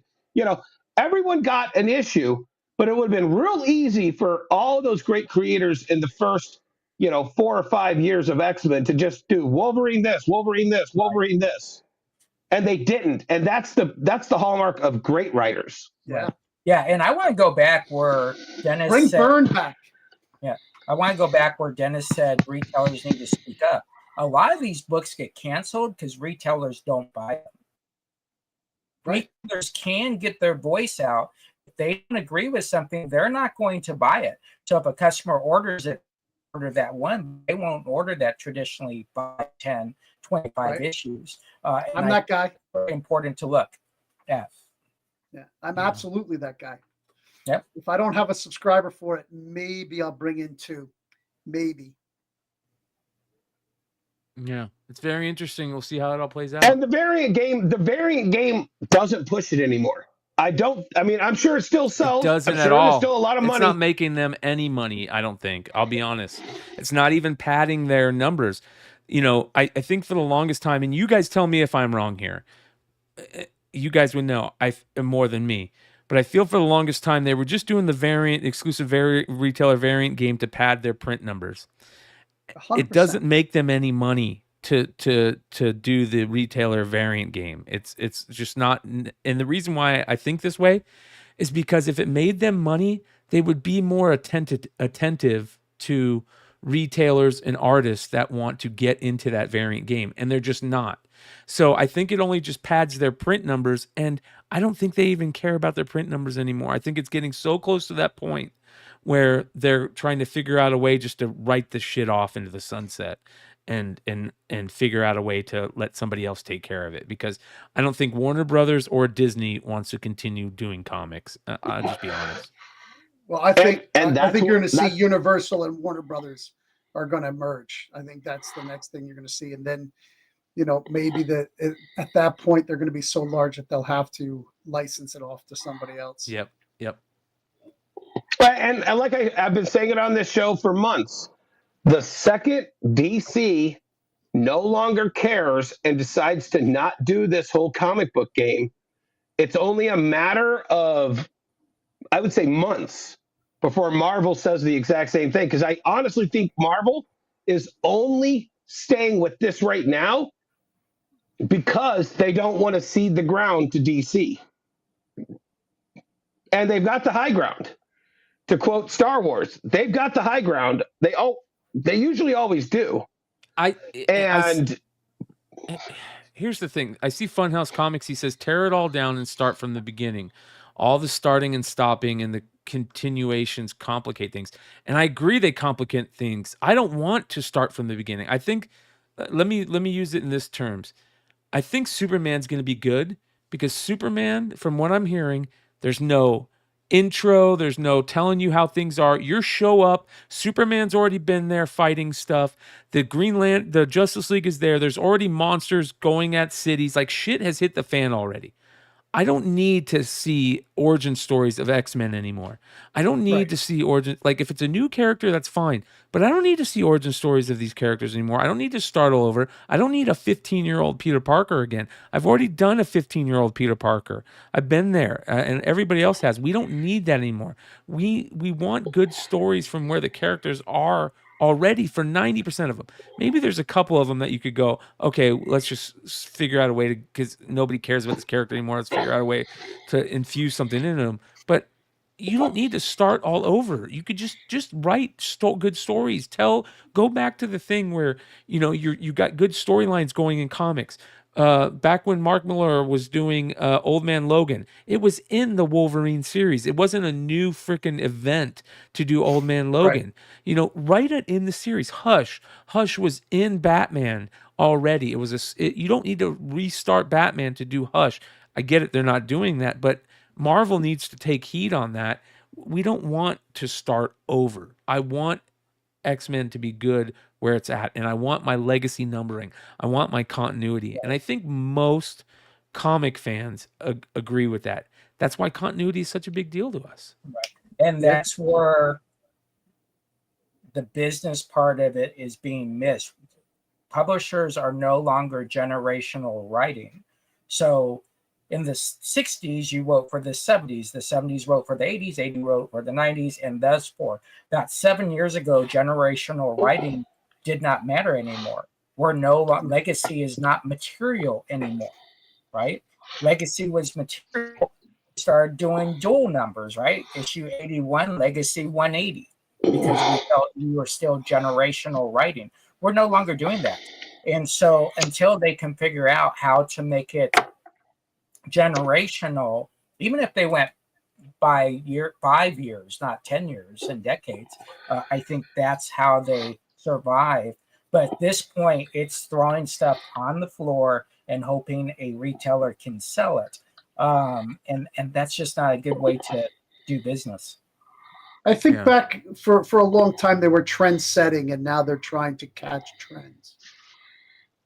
And it's that's the worst thing you can do, is try to catch a trend. But the thing is but this is also in the era of declining theater sales. The same corporate structure that still thinks they can mill the Marvel universe and the DC universe like they used to is learning that it's not that easy to do anymore. And that same corporate structure kind of trickles down to the comic book publisher level, and they're still trying to do it the way you've got to reinvent the wheel. You've got to come up with Marvel Zombies came out of nowhere.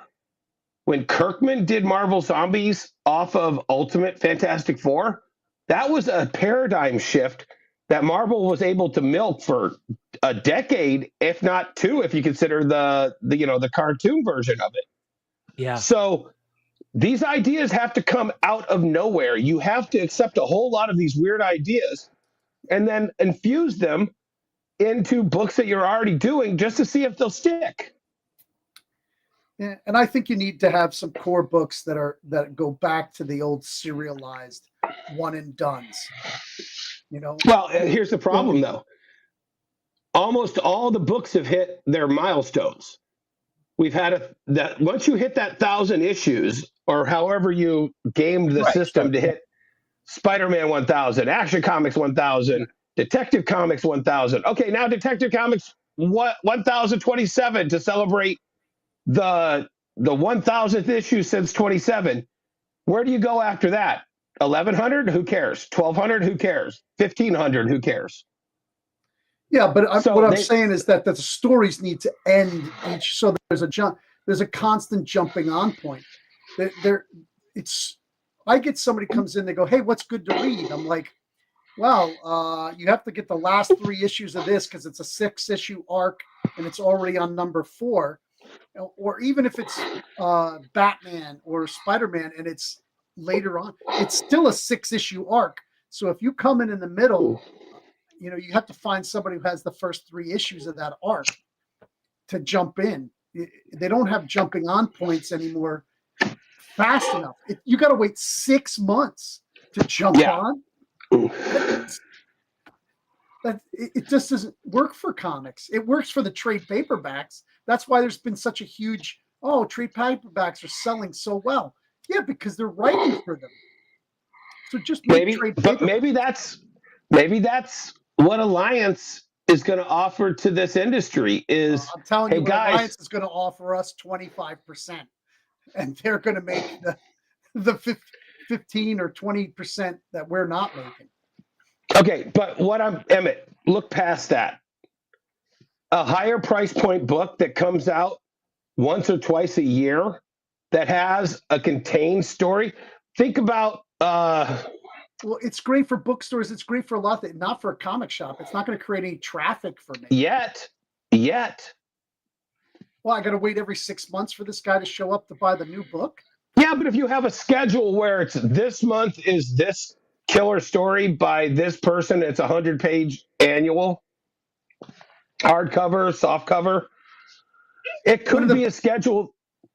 One of the best teams in comics right now is Brubaker and the artist always escapes me. Brubaker does those books all the time now. He does the graphic novels. They come out every 3 to 6 months, and they don't sell for me. I know they do sell. They do very well, but out of the bookstores and other places, people don't, like most comic book people, don't know when those are dropping unless they see it in some type of advertising. Again, the comic book market, period, graphic novel market, all is awful at marketing their shit. Awful. Yeah, there's a huge disconnect. The disconnect is, it feels greater and greater every day. And I know that we say that a lot. I say that a lot. I've said it a lot on multiple places, but I just don't see anything that's showing me that disconnect is not there with the big two, especially Marvel right now. Like Marvel they feel so off. And Yeah. it was such a flip, 3 years ago, it felt the opposite, but now it feels off. And not only does it feel off, it feels like Disconnected. they don't care. Manufactured.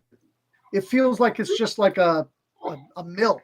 Yeah, You know, a mill. there's nothing special. It's a clock wheel. It's just they're right twice a day, and other than that, it's just let's fill a spot.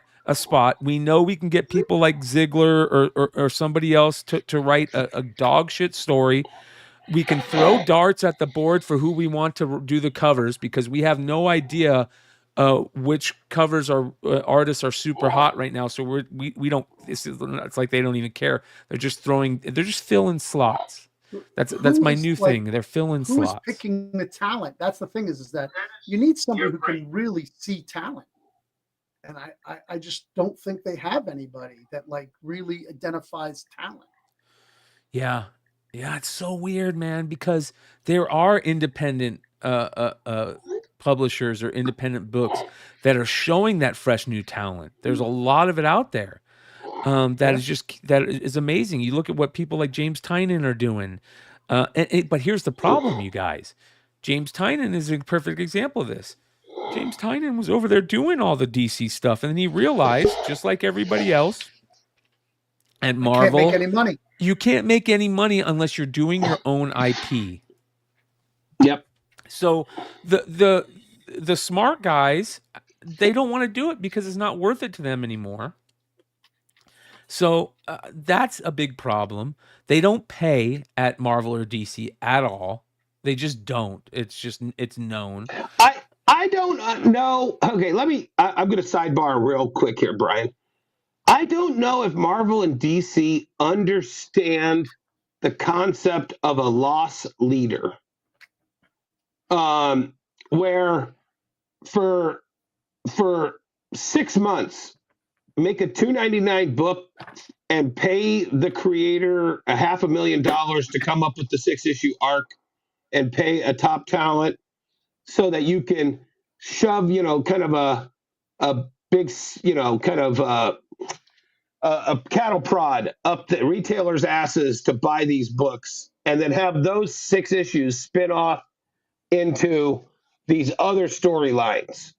I think that's a business model that I would love to see this industry kind of get. But the problem is the corporate bean counters are one level above them, and they're like, you spent $250,000 to get this killer team to write 6 issues, and it only sold 200,000 books? That doesn't add up. Why did you do that? And I think that's where that disconnect is coming from. They don't understand, or maybe their bosses don't understand that that's what you have to do that.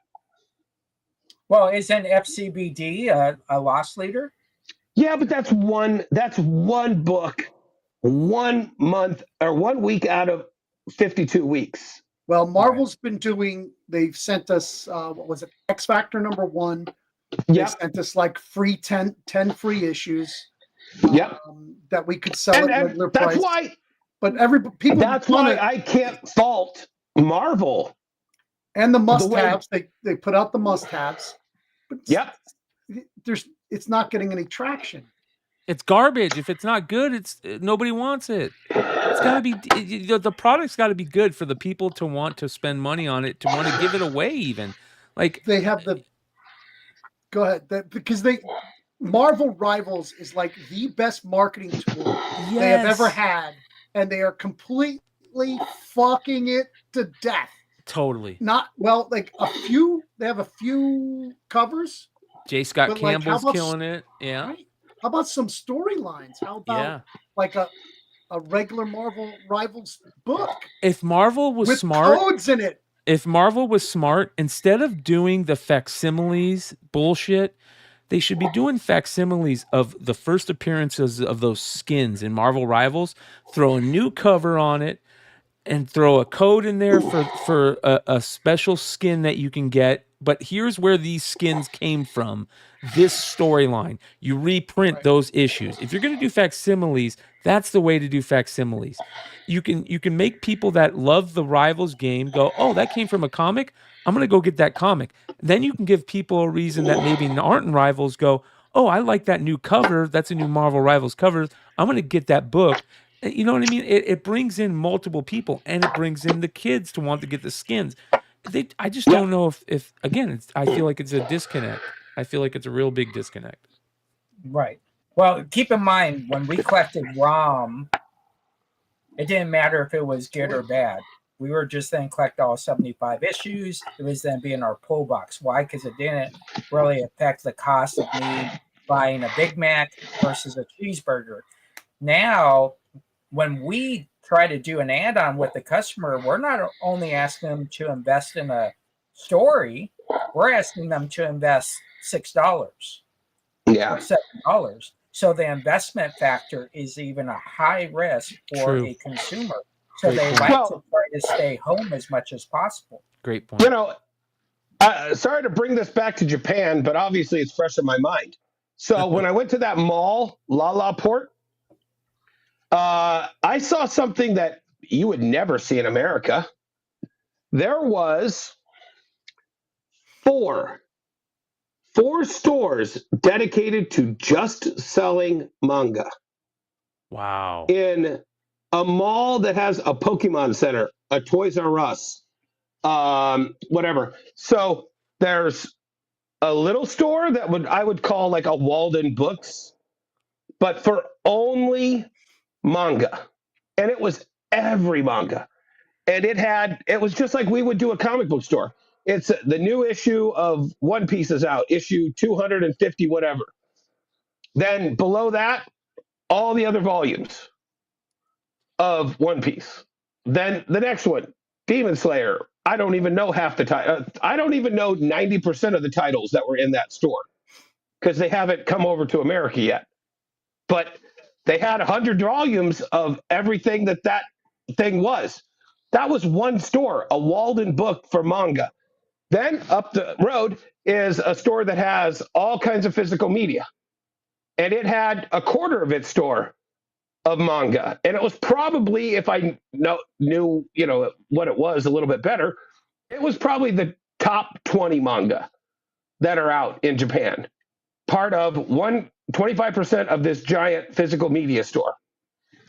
Then there was a store that just had discount. It was basically like your Books A Million level store, where it was just trade-ins and whatnot. And then that book off place, which was in the mall next to that mall, dude, I guarantee you they had more manga than we have comic books in any one of our single stores. Just trade-in, used manga. 4 places dedicated to manga in high rent malls. And none of us could afford to be in one of those stores for comic books. No. That's very interesting. It's part of the what did you say over there earlier, Jesse? It's part of the tradition over there. It's different. Yeah, it's generational, it's traditional, there's a culture sense to it. I don't know how a comic book store opens up on day one and creates culture and tradition. Where I think if you're in Japan and you're selling manga, you're already installing that into your business because it is cultural and it is traditional. Comic books aren't, and that's probably the biggest difference. Another thing is 98% of comic book stores aren't in malls, and they're on roadsides.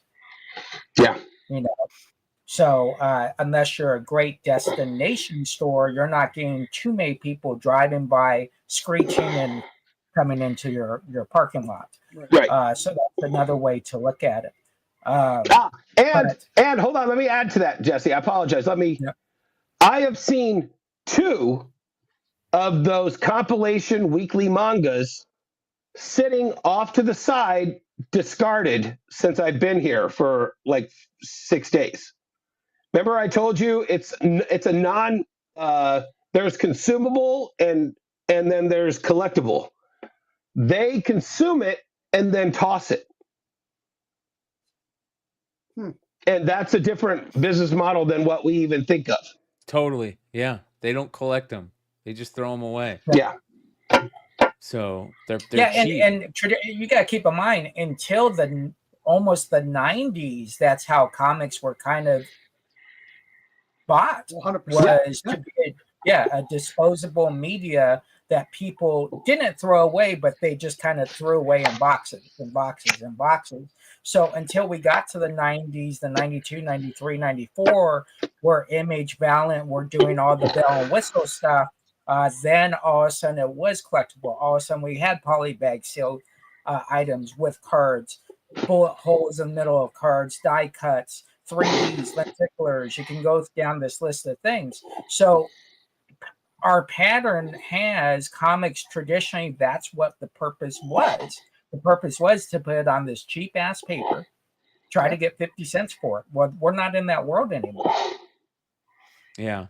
I don't know if you guys, I see Promiscuous Time Traveler saying in the chat, bringing this up, that Comics Factory Pasadena closing its doors. Yep. Another one. Another one. So they said on their site, after 31 amazing memory-filled years, the time has come for Comics Factory to say goodbye. The store's final day will be on Wednesday, April 23rd. This has been such a wondrous journey. The words cannot begin to express the gratitude that we feel for.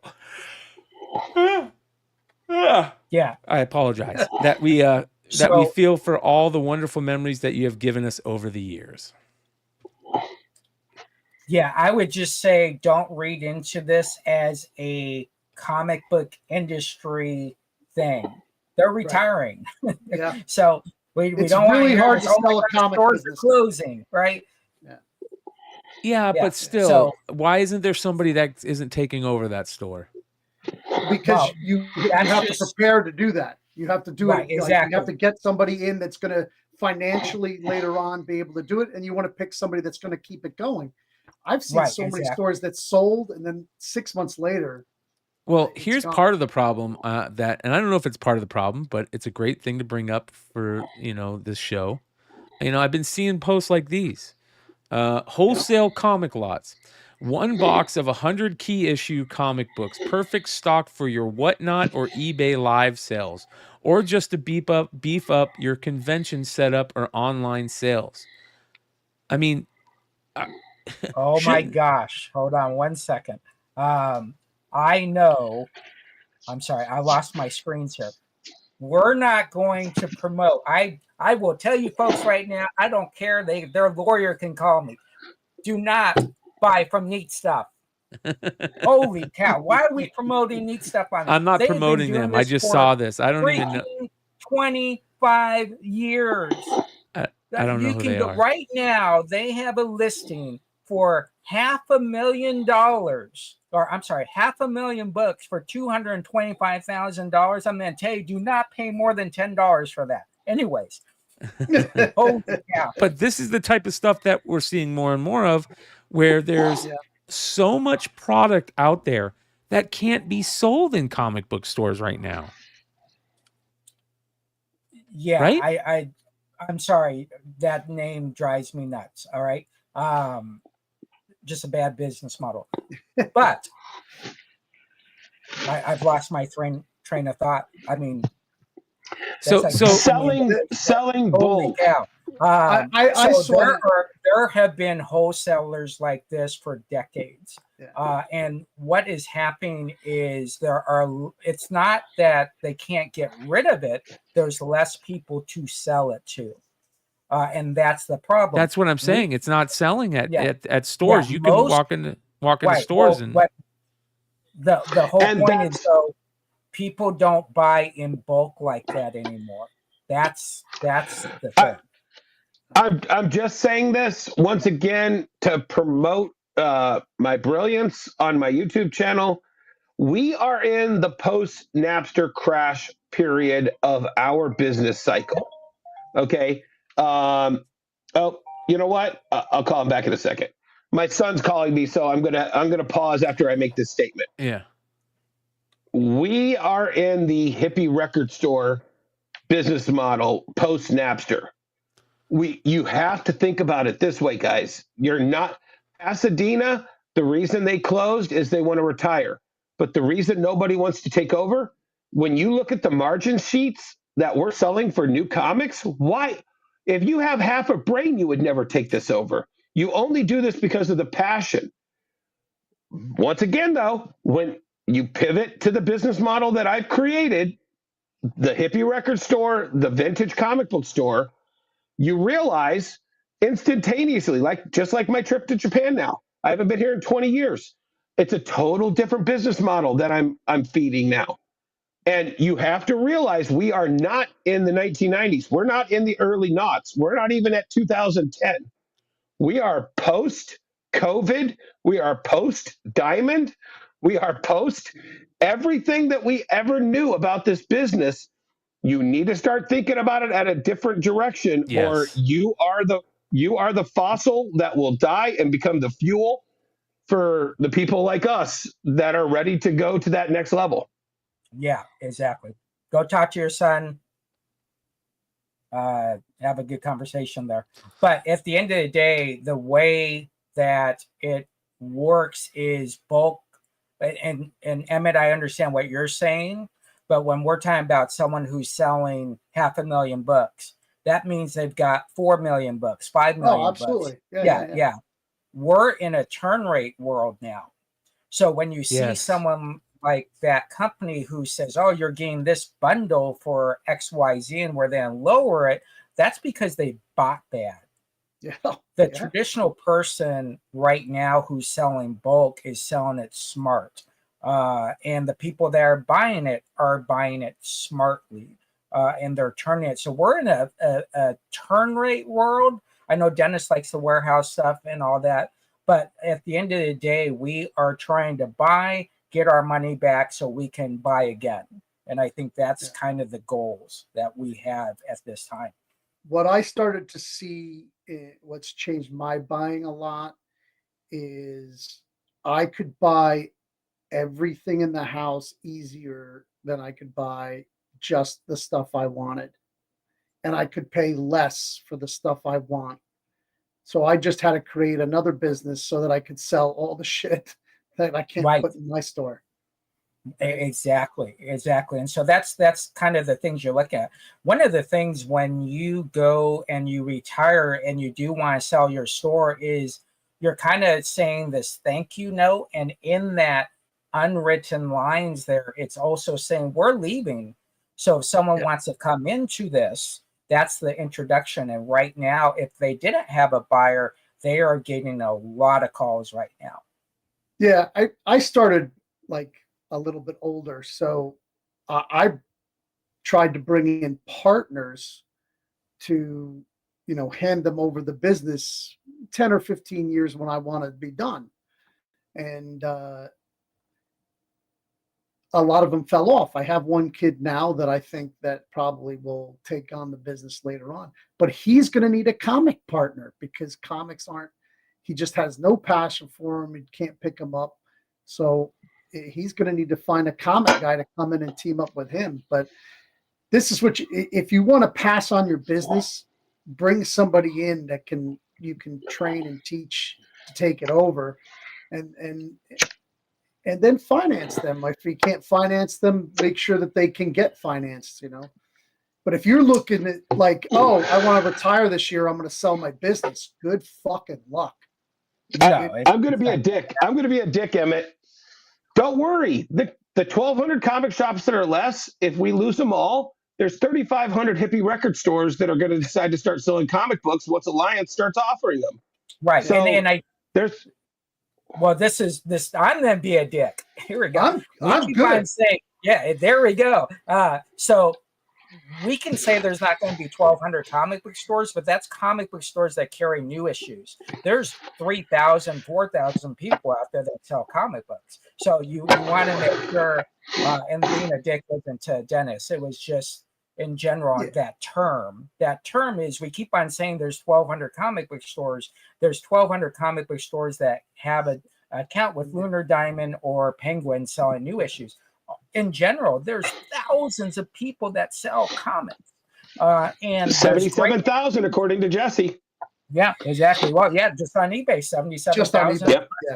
Yeah, just on eBay sell comics. What is it? At least one. What is it? 30 million items, comic items. Oh, it's more than that. Yeah, it's way more than that. But you got to figure eBay every month gets 880 million plus views a month, right? So that's a lot of product you have to have out there in collectibles, comics, and all that. So the comic book world, the hippie world that Dennis is talking about, there's plenty of people that do it. But when it comes down to dedicated funds per month towards new issues, that's where we start saying as they disappear. And that affects us. Jesse and I are perfect examples of this. We left the Diamond system almost a decade ago, 15 years ago. We have sold comic books that entire time. Yeah. Okay. But what is a comic store? 61-ish episodes ago, that's what we started asking our guests. And none of them said a place that only sells Diamond Comic offered comic books or, distributed new comics. Yep. Okay. What is a comic store has changed. And what will be a comic book store will change. Yeah. And right now is the pivot point. Even if you're a new comic book shop, after the second week, you're no longer a new comic book shop. Oh, right, God, exactly. That's the perfect statement, Emmet. Yep. That's why when you hear a comic book store, like a newer kid, a young kid doing it, they'll go, "Oh, I'll never sell back issues." You're selling back issues after your second week of being open, buddy. So you know, right? I've gone into the places that are supposedly just new, right? Just new, right? And they are selling 2 and 3 week old books for 50% off. How long is it before your customers go, "I'll just wait a week"? Yeah. 40% off, 50% off. I never had dollar boxes in my store. No, huh? To me, that was training your customer to wait. Right. And I always stand by that. Dollar boxes were for the shows because I don't give a shit if I dump them at a show. But in my store, that price on that comic, the SRP, that is the gold standard. If I paid it $2, I expect $4 in my store or more. I do if the book is mint. I have a lot of dollar boxes, but the books are meh. You might get lucky and find one that's mint. Well, I always bagged and boarded my books. Emmet, I always bagged and boarded. The only ones if it was damaged from Diamond, that went out on the shelf as a reader copy. That's a benefit. I only give to my subscribers. Bagged and boarded books. Yeah. Interesting. Trying to make some subscriptions special. They get 15% off their books. They get 10% off everything else in the store. We pick their books. Well, the best books for the way I looked at it, Emmet, was if I had 2,000 comics come in from Diamond that week, right? And I have $4,000 Diamond bill, and I have 2,000 comics coming in. Okay. Yep. If I put 10 cents worth of bags and boards on those 2,000 comics, it cost me $200 to ensure that comic book is in the exact same condition as I received it now, a month from now, 10 years from now. And that's why when people were coming to my warehouse to dig post-COVID, they're pulling books out that they just would pull out and go, "Oh, wow, this is dead mint." Well, yeah, because I bagged and boarded it 10 years ago. Right. And they were, "Oh, hey, Dr. Afra's hot. Here's my Darth Vader number 3 box. Every one of these is a 9.8? Okay, cool." Yeah, cost of doing business. I think that's common sense. I think I think what we want to make sure, if you're a retailer, we're not telling you how to sell the way you want to Oh, sell. yeah. If you want to have dollar boxes, have dollar boxes. What we're saying is what's successful for What us. works for Me, you? I'm a turn rate person. I'm about turning books. That's all I'm about is turning books. I have a number I have to hit. I will get to that number by turning my books. So if you're a store, figure it out, but don't be afraid to try something new, and don't forget change is good, right? Yeah. I can't tell you how many stores I've gone across the nation now, driving back and forth to Florida, Phoenix to Florida 10 times now in less than a year. And those stores I go into was like it looks the same that was the 5 months before I went back into it. Every book is the same, right? Yep. So you got to change. You always got to be moving stuff and and having fun. But at the end of the day, the cost of doing business, you're going to have to decide what that cost is. We never bagged and board something until it was sold. That's just the way we did it as far as new issues go. So it's always up to the person. Yeah. Or the retailer. Casey says, my local comic book shop had to start offering sports cards to be able to order and sell new comics. They barely make any profit with only comics. Yep. So The only Right. problem is that when the sports game takes a crap, it's going. Yeah. Yeah. It was an interesting. So, I always say Gary Reed was one of my mentors. And Gary Reed owned 5 stores in the Detroit area in the 80s and early 90s during the boom. And he came over. We were going to go out to dinner and we were going to talk business about the convention we put on. And I had one of my invoices sitting out on the table from Diamond from that week because I hadn't processed it all yet. And he was like, "Hey, can I take a look at your Diamond invoice here?" And I'm like, "Oh yeah, sure." And so I went on and did my other stuff, and he gets to the last page, and he's just like, "How do you survive on margins like this?" Right.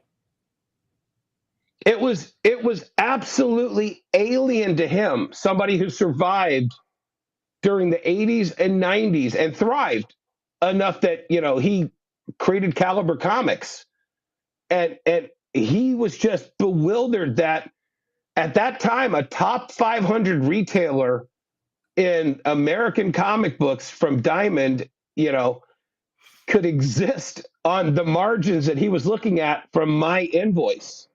Right. And Yeah. and it hasn't gotten better since then, 10 years ago. hold on Right. here. Yeah. Gore Vidal says, my local comic shop after a month puts most new issues in the 10 for a dollar bin.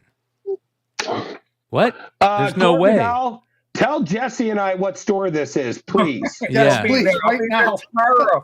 He says they provide free bag and board for pull box customers and 20% off. They have large back issue selection and sell toys, and they are thriving.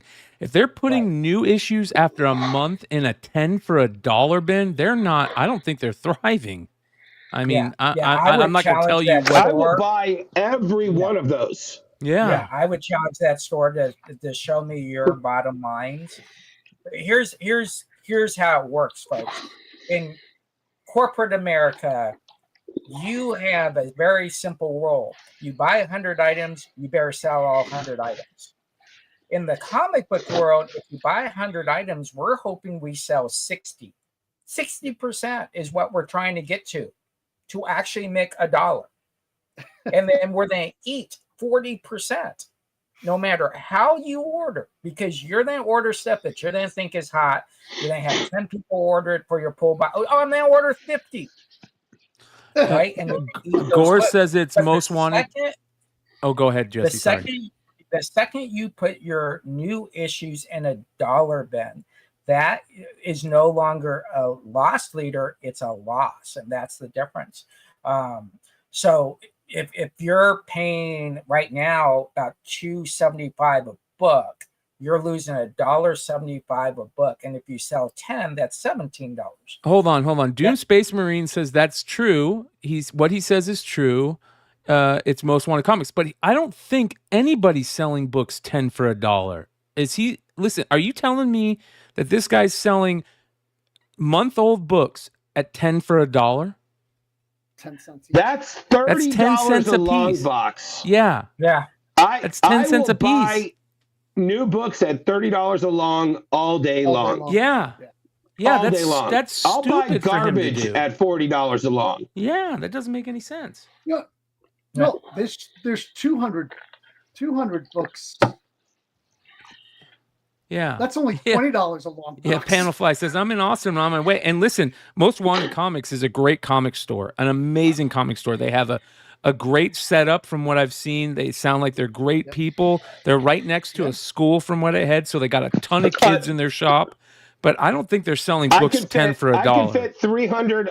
I can fit 300 unbagged and boarded modern comics in a long box. Oh yeah, by far, 325. But easy. That's what I was basing it on, Emmet. Oh, okay. All right. Unbagged and boarded, I don't think anybody's 22-page comics. Yeah, I don't think You're anybody's right. selling 10 for $1 books. So $30 a long, I will buy them all. Yeah. And pay shipping to get them back home.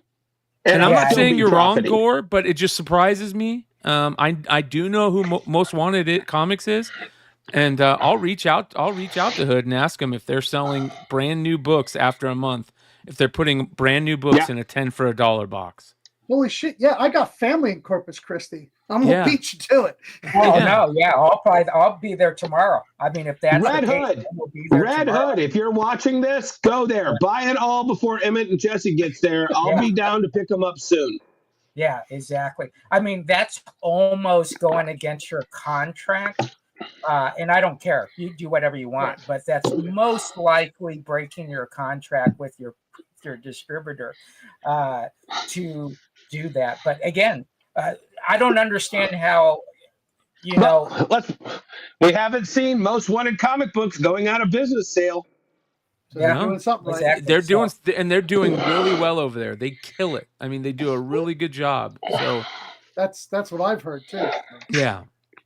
I would just maybe he was mistaken and he meant to say in the dollar box, not 10 for the dollar box. Because if he's saying even if they put him in a dollar box, I'll be back in a second, guys. Yeah, no problem.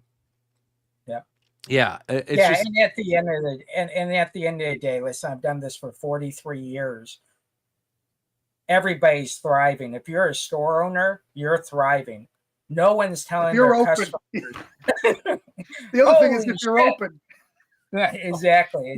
So who knows? Maybe it is true. And if it is true, awesome. We want stores to sell books. Again, it's turning books. So if you can turn 1,000 of those dollar books a week, that's $1,000 that you're not eating.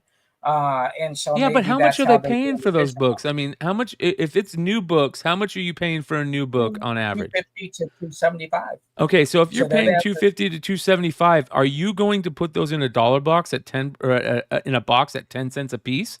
I just don't think you are. It does depend on how many of that issue you sold, how many you have left. Right, exactly. Exactly. That's why when you see the 90% sell off at wherever Nordstrom Rack, that means we've already made our money. We don't care anymore. So if we get rid of that product, get rid of the pot, because space, the number one cost of retail is space. There's no other cost that is more expensive than space. So if something sits there for 2 weeks, 3 weeks, you have lost money in that space. So that's why if you ever went to my store, we're always moving stuff. Okay. Fresh. What Jesse Gore says talking about. Real quick, Emmet, Gore says it's not all the new comics, but most new books after a month don't move. Gore, did you mean in a dollar box or did you mean a 10-cent box? Because I'm just making sure. Because it made it sound like he's saying these 10 for $1. I have one more question for Gore. Yeah. Gore, have you ever passed on a new book in hopes that you would see it in a month in that $1 or 10-cent box? That's a great question. Yeah. Because that goes back to what I said and what Jesse said and what Emmet said. If you train your customer to wait, they will wait. and they will cash in on your stupidity. 10 for $1. He's Yeah. saying 10 for $1. Wow. Unbelievable. That blows me away. Unbelievable. Jesus. Yeah, We'll have 10 to for bring on $1 we'll have for to new bring issues. on we'll have to bring on Most Wanted Comics and talk to them about it. I would love to know how they're able to do that, because that's interesting. Yeah, I wouldn't want to do it live, but we could have a conversation non-live, because I don't think that's a conversation we should have live. And until we talk to them, we want to take everything with, okay, that's what Gore said, but let's actually find out what's going on there. So, yep. Very interesting, man. Yeah, That blows me away, because they are a thriving store. Yeah. Yeah. That is Actually, I crazy. see that at a lot of shows. I'm surprised that people are doing it in their store, but I do see So that. Gore at a lot of just shows. commented, "Yes, I have. It is a risk, and I have discussed it with them, but for now they are able to do that." So he said, "Yes, I have waited on a new book in hopes that it would make the discounted bin." Yeah. Yep. So it's What- man, it's again, that's why we have this show, is to bring up things like this. You know, one of the things, you guys, that we're going to try and do is, we've had quite a few people reach out to us and ask us to try and get more retailers on, LCS owners on. I have a few that we're gonna try and reach out to and get on the show at some point. So we're gonna try and do that more often, and maybe you'll see your LCS retailer on the show at some point. Yeah. And just a disclaimer there's not a lot of retailers that will come on live YouTube shows. Unfortunately, me and Dennis kind of have a pass. Emmet doesn't. Emmet has to stay kind of with his contracts, and he has to be careful on what he says. Me and Dennis can kind of say whatever we want, but retailers are very conscious to what they say. If I was a retailer and I was selling my new issues 10 for $1, I probably wouldn't want to say that on a live show. That probably wouldn't be good business practice. Well, tell me why. Explain to me why. I don't understand why that isn't a good business practice. Well, we'll talk about good business practice. You just devaluated all those. Devaluation is the worst thing you could possibly do as a store owner. So if you have a customer who says, my pull box every week, I'm spending $40 a week with you for 10 books, yet there is a potential that it might have only cost me what? $40. 40 cents, yeah. $1. $1. So you're devaluating your product, and that's not a good thing. Again, I'm not speaking for that store. I'm just saying, in general business, you do not want to devaluate your product. So that's the first thing. Number two is making sure that people spend money.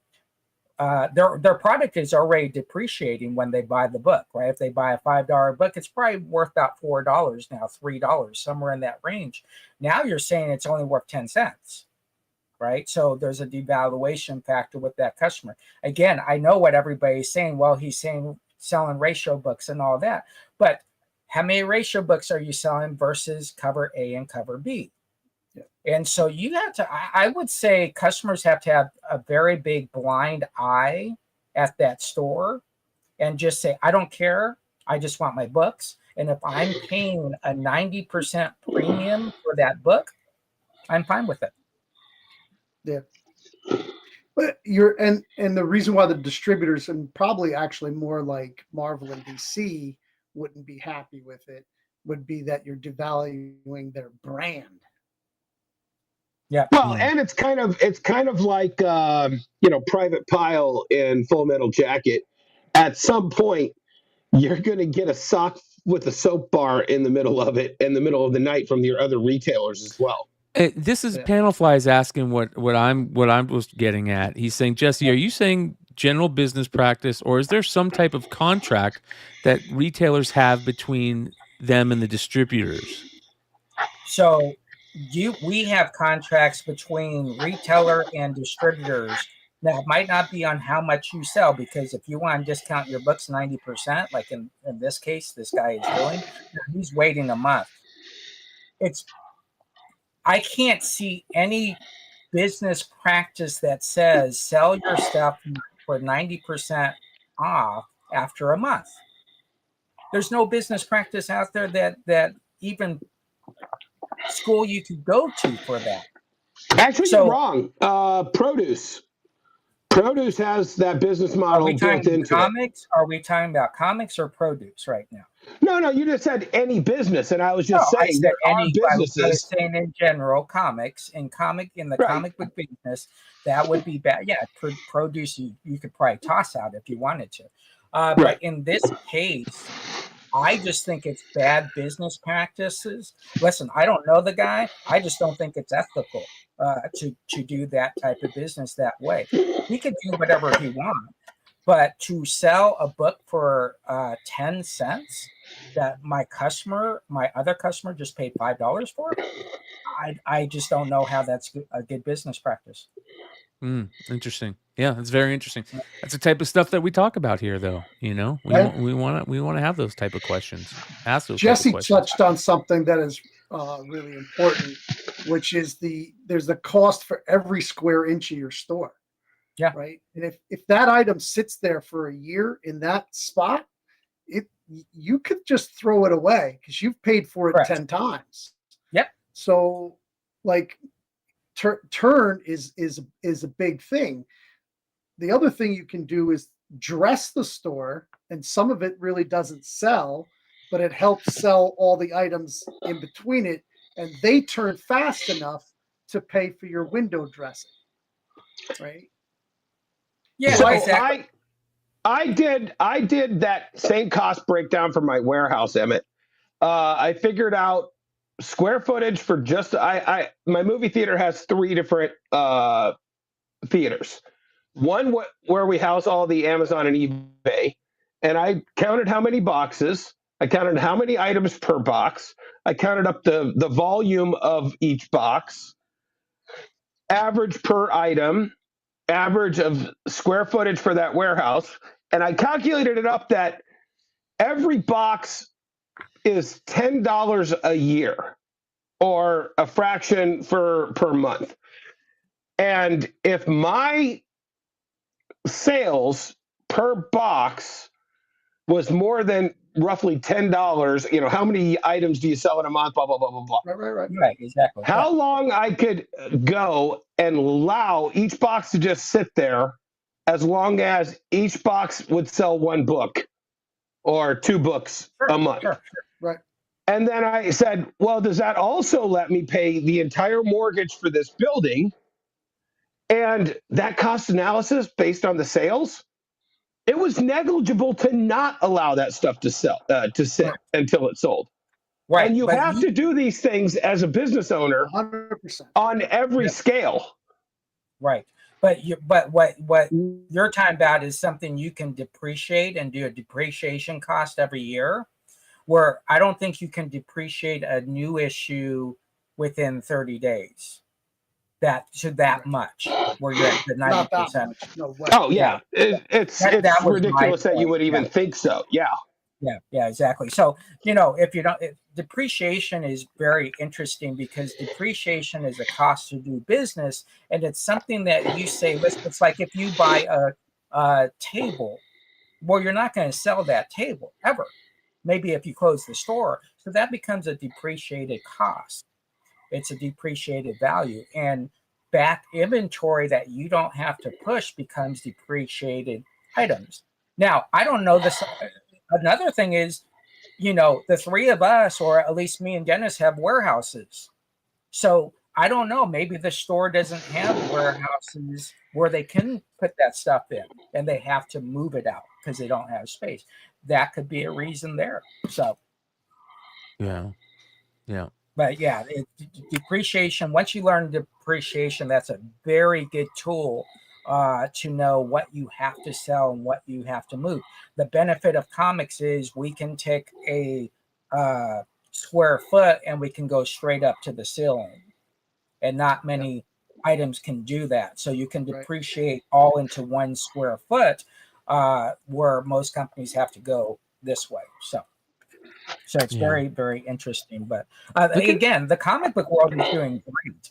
So however you are selling, congratulations. If that's your thriving, doing it that way, great, because we can take everything that everybody's doing and, master it into what makes sense for your store. I'm getting ready to open up a new store. I'm not opening up exactly the way the store was in Arizona, because I've learned so much not having a store in 6 months on, I can do this and I can do this, and this costs this and that costs that. And so, yeah, it's very interesting. The one thing I will tell you, the least that you buy from a distributor, your higher percentage of success will be margin wise. Yeah. And a weekly or monthly item. Well, Yeah. Very interesting week, from Dennis, the Japan news, not much else going on in the industry that's crazy. So very short show this week, but, it's going to be very interesting to see what the future holds for the industry of comics. And we'll be back next Tuesday with more goodies for you guys. Make sure you guys hit the subscribe button if you're not already subscribed. Hit that like button if you enjoyed the show. We'll be back tomorrow night. We'll see you guys there at 10 p.m. Eastern. Much love to everybody out there. Dennis, you got any plans this week that you're going to be heading out and looking for goodies? I'm buying everything that ain't tied down here in Japan. Keep watching my page for all the shit that I buy. And Dennis, then I am on a crusade. I am now buying VHS Disney tape. Jesse, before we leave. Yeah, how much? How many do you want? If you have the Disney ones in these packages, I'll take them all. Okay, Jesse. Clamshells. I have seen so many stores that are dedicated to socks. Yep. I know. Is that crazy? The Japanese love socks. Yeah. It is crazy. Even the place I get them at is sold out all the time now. I think they're hiding them when they see me pull up in the car. I'm like, there's no way you can have no socks left. Right? My dad came over to my house the other day, and he goes, "I got something for you." And he drops down on the desk a bag with 6 pairs of socks. And he goes, "Jesse's selling these and makes a ton off of them. Here you go." And I went, "Well, we'll see how it works out." Exactly. So, Emmet, what do you got coming up, man? You got anything coming up? Yeah, I mean, Free Comic Book Day is around the corner, so that's going to be madness. Yep. I just did a card show in Albany. And that was Albany, New York. That was great. I got a toy convention in July, and possibly going to start a convention next July. I'm trying to buy a building. Got the second business. We started filming the film, so we're on we're pretty deep getting into that, and yeah, I got just a lot of shit going on, brother. Hell yeah. Good stuff. Hell yeah. Well, and business is crazy good, and I just killed it on a Pokemon collection today. Well, I want to talk to you about something that you have when we go in the backstage that I got some information about. But we do have Free Comic Book Day coming up, May the 4th coming up. And even more importantly, for any of you guys that are going to be out in the Huntsville, Alabama area, we have the Huntsville Con coming up.